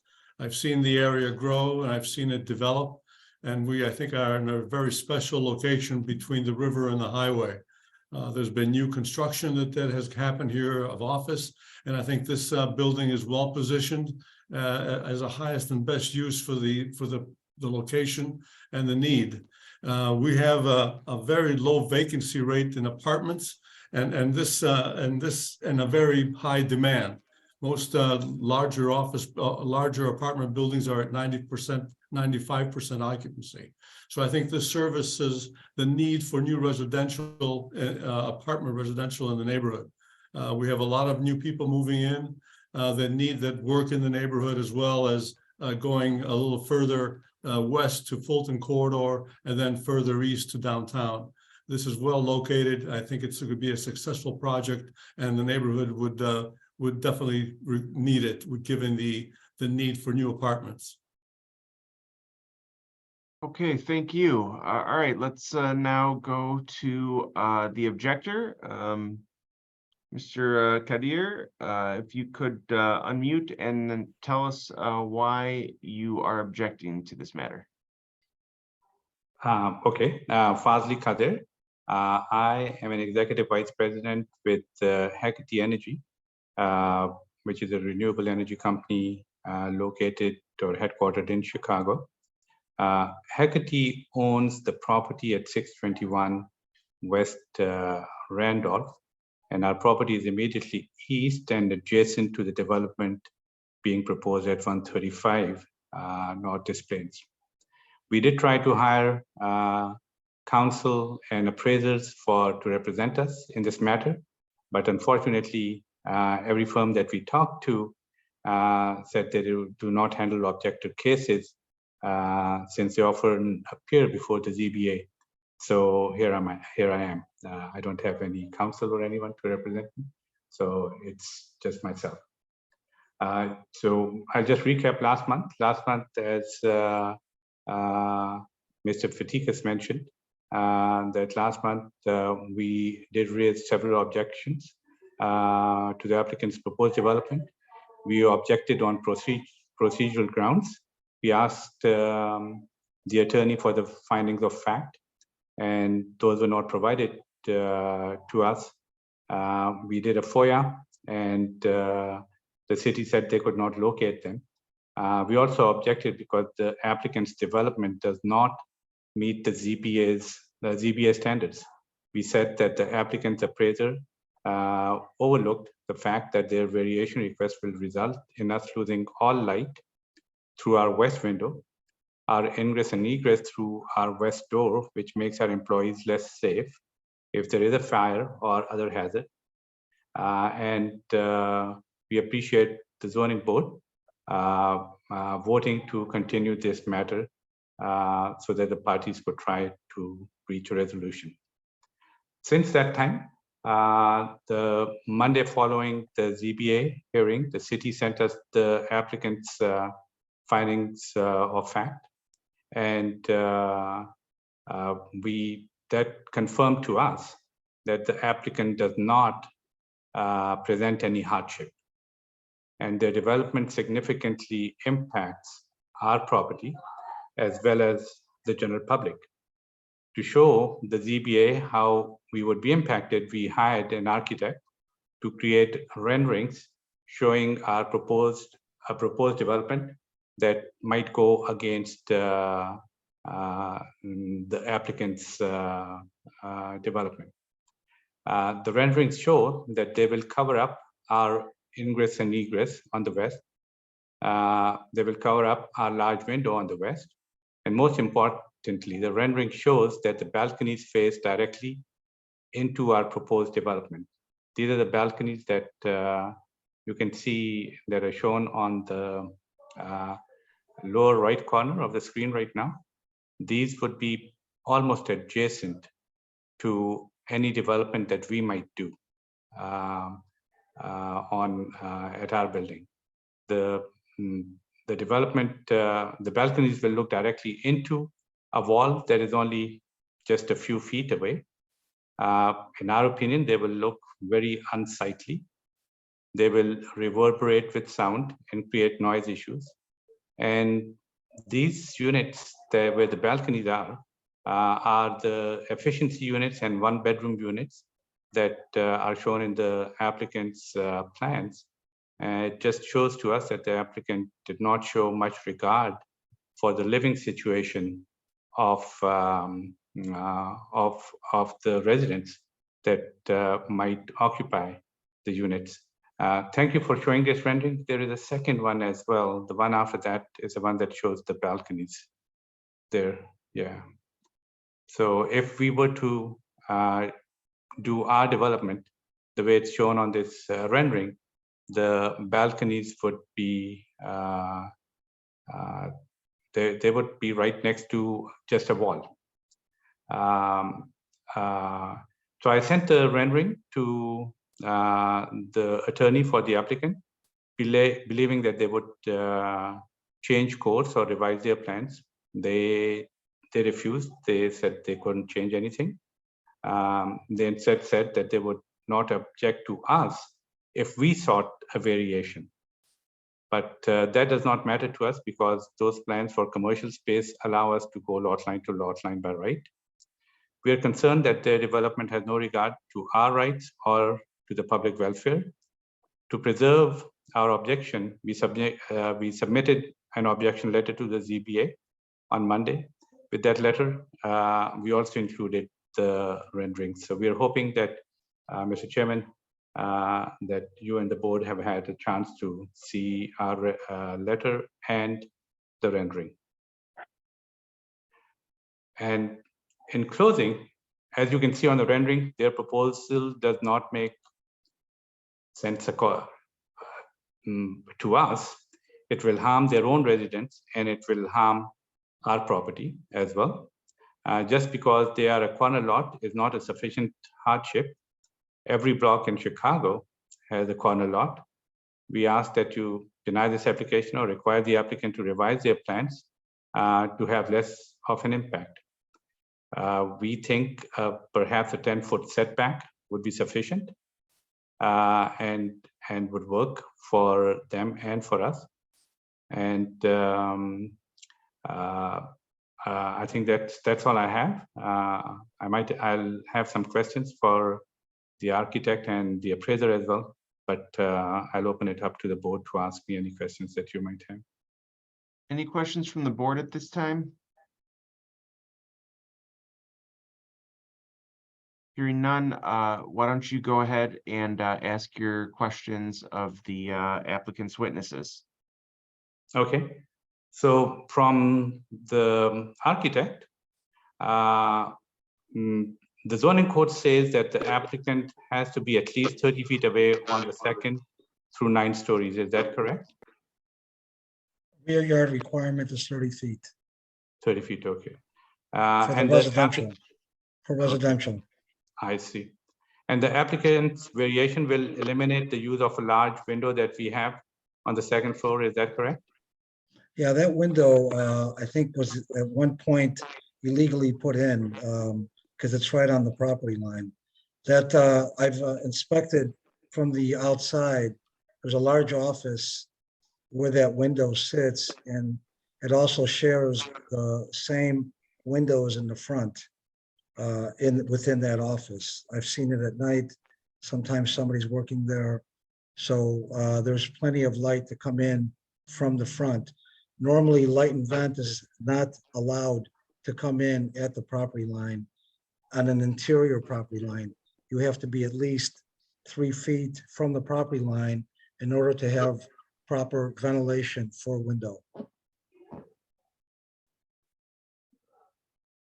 Okay, and we bought the building in bankruptcy or foreclosure type of situation, so we don't know what the previous owners might have done. So the window was always there when we bought it. So in our opinion, could the applicant have created a greater setback at the northeast side of their property to allow for the window to be preserved? Is that a question for me? Yeah. No, the way the building was designed was we allowed 10 feet of side or rear setback where the residential units are, and that area is 10 feet away from the property line, and I think it's about 36 feet deep. Right, but I think my question was a little bit different. My question was, could they have had a setback and that would have allowed us to preserve our window? Your window, again, you're on the property line. You should not have a window. I mean, you could, there's a window there, but it doesn't, it's not a legal window to have on a property line like that. Yeah, we, like I said, we bought the building the way it is, and the window was. And if you look closely, whoever installed it didn't do it right, because the window is actually bowing at the top. So whoever did that at one point or another didn't do it right. Yeah, we haven't seen the bowing, but it was done before we bought the building.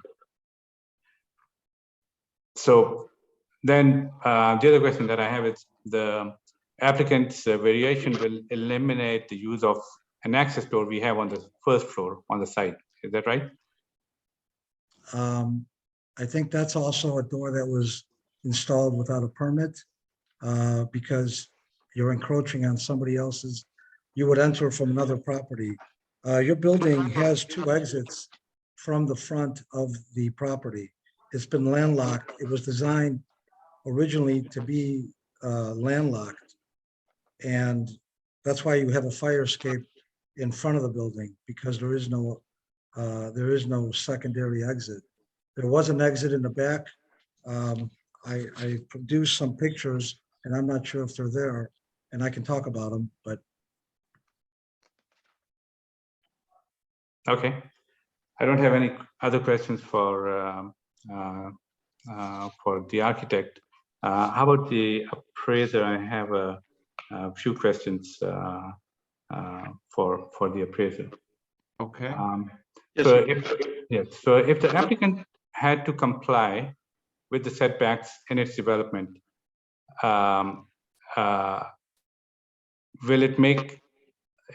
will it still make money on its development? Objection, Your Honor, it's speculation. Yeah.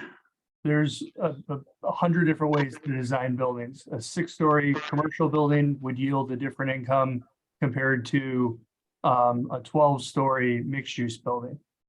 We need to be a little bit more specific in the question.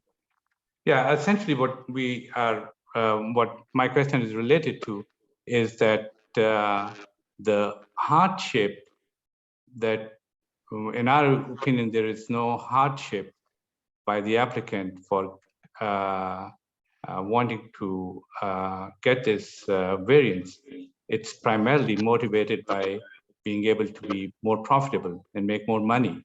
And that's why I'm curious whether they would still be profitable, like, or does it render them to be unprofitable if they provide, if the variance is not granted?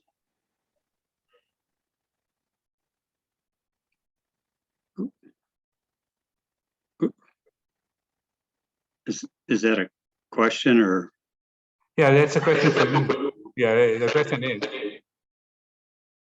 Well, as the counselor mentioned too, it's very speculative, but as I testified, the size and shape of the parcel property is no fault of the property owner there. Short frontages on each of the streets. There's no alley. And my guesstimate is he'd have to develop a significantly taller building, which by guesstimate, it would cost more to get up to that height, elevators, cranes to build it. And then it's real questionable what type of unit size and floor plan layouts would you have then, because then you got a service with the service vertical service cores, the elevator shafts, such like that.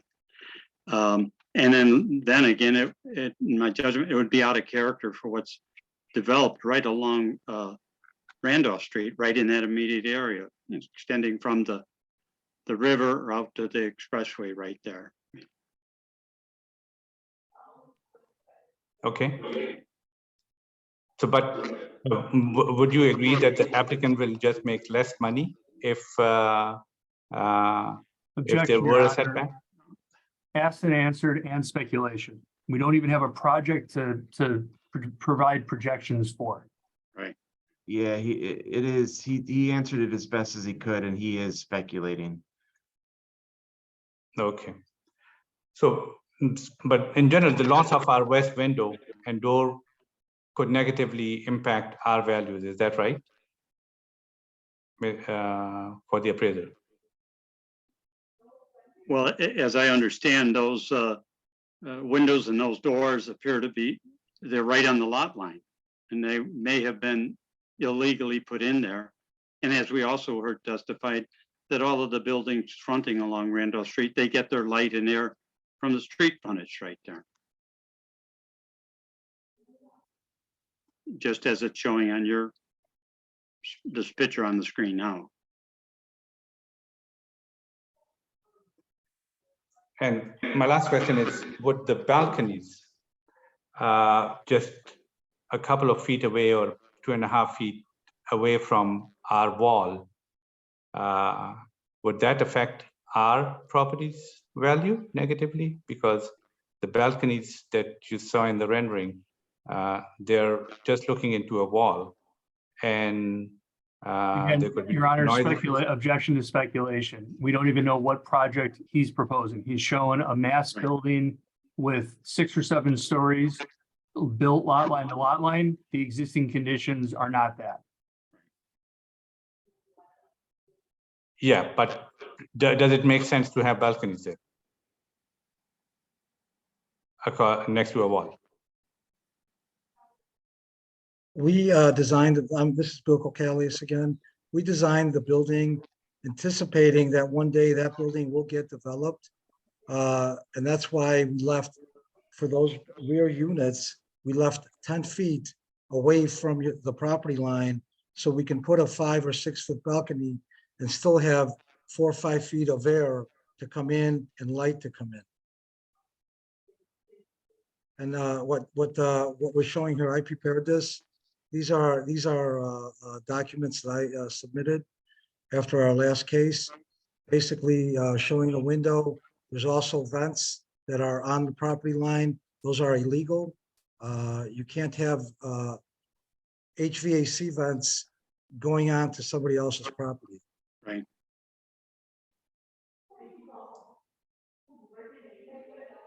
And also, if you continue, if you can scroll down a little bit further. I researched the area and basically there were 3 restaurants there from even before 2011, but these are the only pictures that I can find. This was a Miji restaurant in 2011. Basically, they had the first and second floor there were banquets up on the second floor of this space. If you go down to the next slide. Another restaurant named Alimentary Restaurant in 2013. The reason I can tell, I zoomed in, I saw the signage on the wall, and there's another slide. In 2017, Salerno Restaurant was there also. And what I did in around 2020, when we first started looking at this site, I actually saw construction being done on the first floor and second floor. There was a contractor there. I peeked in and I saw a lot of bricks, a lot of wood, and I did a little research to see what has been done as far as permits. And if you scroll down, I looked at the city's records, and it seems like, unless this is wrong, there are no permits showing the deconversion from the restaurant to an office space on the first floor and the second floor. The last permit that I found, if you keep scrolling, there's some repairs on the fire escapes. In 2014 was the last renovation, which is highlighted, which shows an renovation of existing two-story restaurant, an existing four-story building.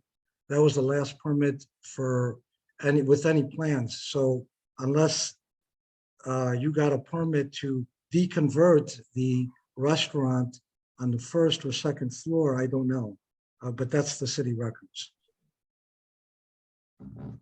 Okay, I have one last question, and that is, have you looked at the title and looked at the title policy and saw the easement at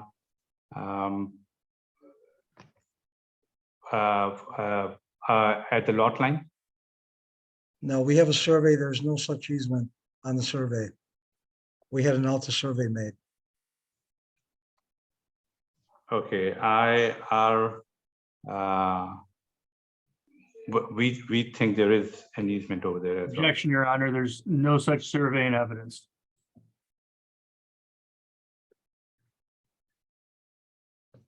Yes, sustained. It's not before us.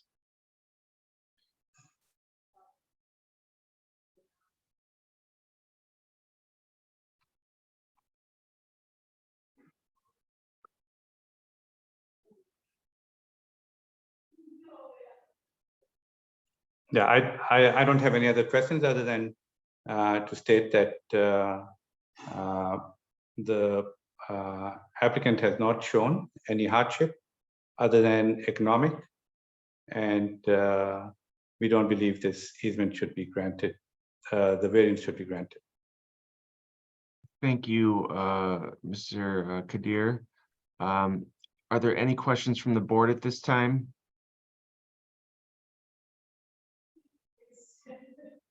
Not hearing any. Councilor Fatikas, brief rebuttal in closing. Absolutely. I wanted to just clarify the record. The first correspondence between the objector and I occurred via email on March 15th, 2023. He specifically asked for the plans, which I provided him. He stated earlier that I didn't provide him the findings of fact.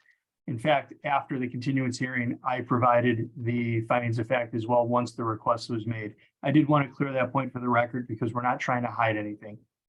Second, with respect to hardship, the definition of hardship that's applied from the zoning ordinance is that the hardship not be based exclusively upon a desire to make more money out of the property. I think we provided sufficient evidence that this is a unique lot, that the variations are specifically aimed at the unique lot conditions and allowing a feasible, viable project to move forward. And lastly, with respect to the ingress and egress, as well as the light and air, there is no right for a neighboring property owner to take over the other neighboring property owner's property. We provided an Alta survey. There is no recorded easement allowing grants of ingress and egress. We're not in violation of an easement.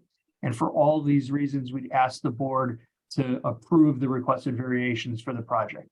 Thank you again. Okay, thank you. Thank you, everyone. We will take this matter under advisement. Thank you. Good night. Thank you. Good night. Thank you. Okay. I move that we convene into closed session pursuant to section 2C4 and 2C21 of the Open Meetings Act for the purposes of, one, considering the evidence and testimony presented in open session, and two, reviewing of our closed session minutes as required by section 2.06 of the Open Meetings Act. For those viewing by live stream, we will return from our closed session and the live stream will continue at that point. Commissioner Toya seconds. Commissioner Brooks? Yes. Commissioner Esposito? Yes. Commissioner Toya? Yes. I vote yes, we're in closed session.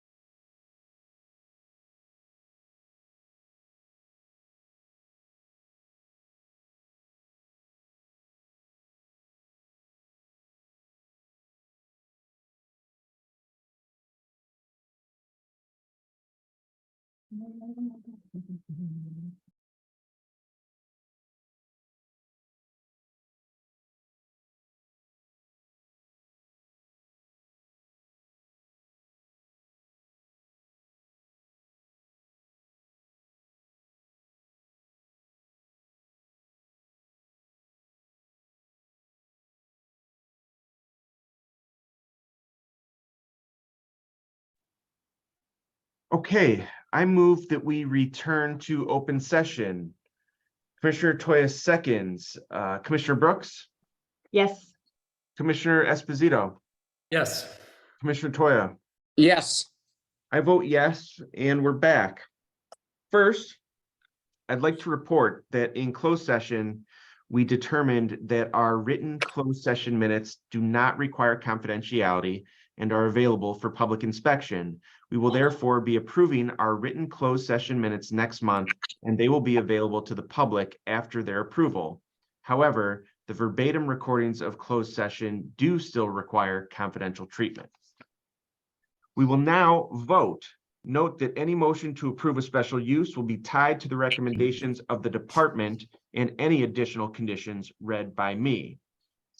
I move to approve all continuance requests to the dates stated by me. Commissioner Toya seconds, Commissioner Brooks, Yes.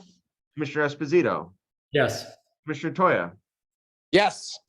I vote yes, the continuance requests are approved. I move to approve all withdrawal requests. Commissioner Toya seconds, Commissioner Brooks, Yes. Commissioner Esposito, Yes. Commissioner Toya. Yes. I vote yes, the withdrawals are approved. I move to approve application for calendar number 134-23-S. Commissioner Toya seconds, Commissioner Brooks, Yes. Commissioner Esposito, Yes. Commissioner Toya. Yes. I vote yes, the matter is approved. I move to approve application for calendar numbers 135-22-Z and 136-22-Z. Commissioner Toya seconds, Commissioner Brooks, Yes. Commissioner Esposito, Yes. Commissioner Toya. Yes. I vote yes, the matters are approved. I move to approve application for calendar number 137-23-S. Commissioner Toya seconds, Commissioner Brooks, Yes. Commissioner Esposito, Yes. Commissioner Toya. Yes. I vote yes, the matter is approved. I move to approve application for calendar number 138-23-Z. Commissioner Toya seconds, Commissioner Brooks, Yes. Commissioner Esposito, Yes. Commissioner Toya. Yes. I vote yes, the matter is approved. I move to approve application for calendar number 139-23-Z and 140-23-Z. Commissioner Toya seconds, Commissioner Brooks, Yes. Commissioner Esposito, Yes. Commissioner Toya. Yes. I vote yes, the matters are approved. I move to approve application for calendar numbers 141-23-Z and 142-23-Z. Commissioner Toya seconds, Commissioner Brooks, Yes. Commissioner Esposito, Yes. Commissioner Toya. Yes. I vote yes, the matters are approved. I move to approve application for calendar numbers 143-23-Z, 144-23-Z, and 145-23-Z. Commissioner Toya seconds, Commissioner Brooks, Yes. Commissioner Esposito, Yes. Commissioner Toya. Yes. I vote yes, the matters are approved. I move to approve application for calendar number 146-23-Z. Commissioner Toya seconds, Commissioner Brooks, Yes. Commissioner Esposito, Yes. Commissioner Toya. Yes. I vote yes, the matter is approved. I move to approve application for calendar number 147-23-Z. Commissioner Toya seconds, Commissioner Brooks, Yes. Commissioner Esposito, Yes. Commissioner Toya. Yes. I vote yes, the matter is approved. I move to approve application for calendar number 148-23-Z. Commissioner Toya seconds, Commissioner Brooks, Yes. Commissioner Esposito, Yes. Commissioner Toya. Yes. I vote yes, the matter is approved. I move to approve application for calendar number 149-23-S. Commissioner Toya seconds, Commissioner Brooks, Yes. Commissioner Esposito, Yes. Commissioner Toya. Yes. I vote yes, the matter is approved. I move to approve application for calendar number 150-23-Z. Commissioner Toya seconds, Commissioner Brooks, Yes. Commissioner Esposito, Yes. Commissioner Toya. Yes. I vote yes, the matter is approved. I move to approve application for calendar numbers 151-23-S, 152-23-Z, 153-23-Z, 154-23-Z, and 155-23-Z. Commissioner Toya seconds, Commissioner Brooks, Yes. Commissioner Esposito, No. Commissioner Toya. Yes. I vote yes, the matters are approved. I move to approve application for calendar number 156-23-S and 157-23-S. Commissioner Toya seconds, Commissioner Brooks, Yes. Commissioner Esposito, Yes. Commissioner Toya. Yes. I vote yes, the matters are approved. I move to approve application for calendar number 158-23-S. Commissioner Toya seconds, Commissioner Brooks, Yes. Commissioner Esposito, Yes. Commissioner Toya. Yes. I vote yes, the matter is approved. I move to approve application for calendar number 38-23-S. Commissioner Toya seconds, Commissioner Brooks, Yes. Commissioner Esposito, Yes. Commissioner Toya. Yes. I vote yes, the matter is approved. I move to approve application for calendar numbers 72-23-S and 73-22-S. Commissioner Toya seconds, Commissioner Brooks, Yes. Commissioner Esposito, Yes. Commissioner Toya. Yes. I vote yes, the matters are approved. I move to approve application for calendar number 75-23-S. Commissioner Toya seconds, Commissioner Brooks, Yes. Commissioner Esposito, Yes. Commissioner Toya. Yes. I vote yes, the matter is approved. I move to approve application for calendar numbers 85-23-Z, 86-23-Z, and 87-23-Z. Commissioner Toya seconds, Commissioner Brooks, Yes. Commissioner Esposito, Yes. Commissioner Toya. Yes. I vote yes, the matters are approved. I move to approve the written resolution containing findings of fact consistent with the votes of the board for board calendar numbers 56-23-S and 57-23-Z. Commissioner Toya seconds, Commissioner Brooks, Yes. Commissioner Esposito, Yes. Commissioner Toya. Yes. I vote yes. The resolutions are approved. I move to approve the written resolutions containing findings of fact consistent with the votes of the board for the board's March 17, 2023 regular meeting. Commissioner Toya seconds, Commissioner Brooks, Yes. Commissioner Esposito, Yes. Commissioner Toya. Yes. I vote yes, the resolutions are approved. I move that we adjourn the meeting. Commissioner Toya seconds, Commissioner Brooks, Yes. Commissioner Esposito, Yes. Commissioner Toya. Yes. I vote yes. We are adjourned. I want to thank my commissioners and the board staff for the long day that everyone put in today. I really do appreciate it. So thank you all. Good night. Good night. Aye.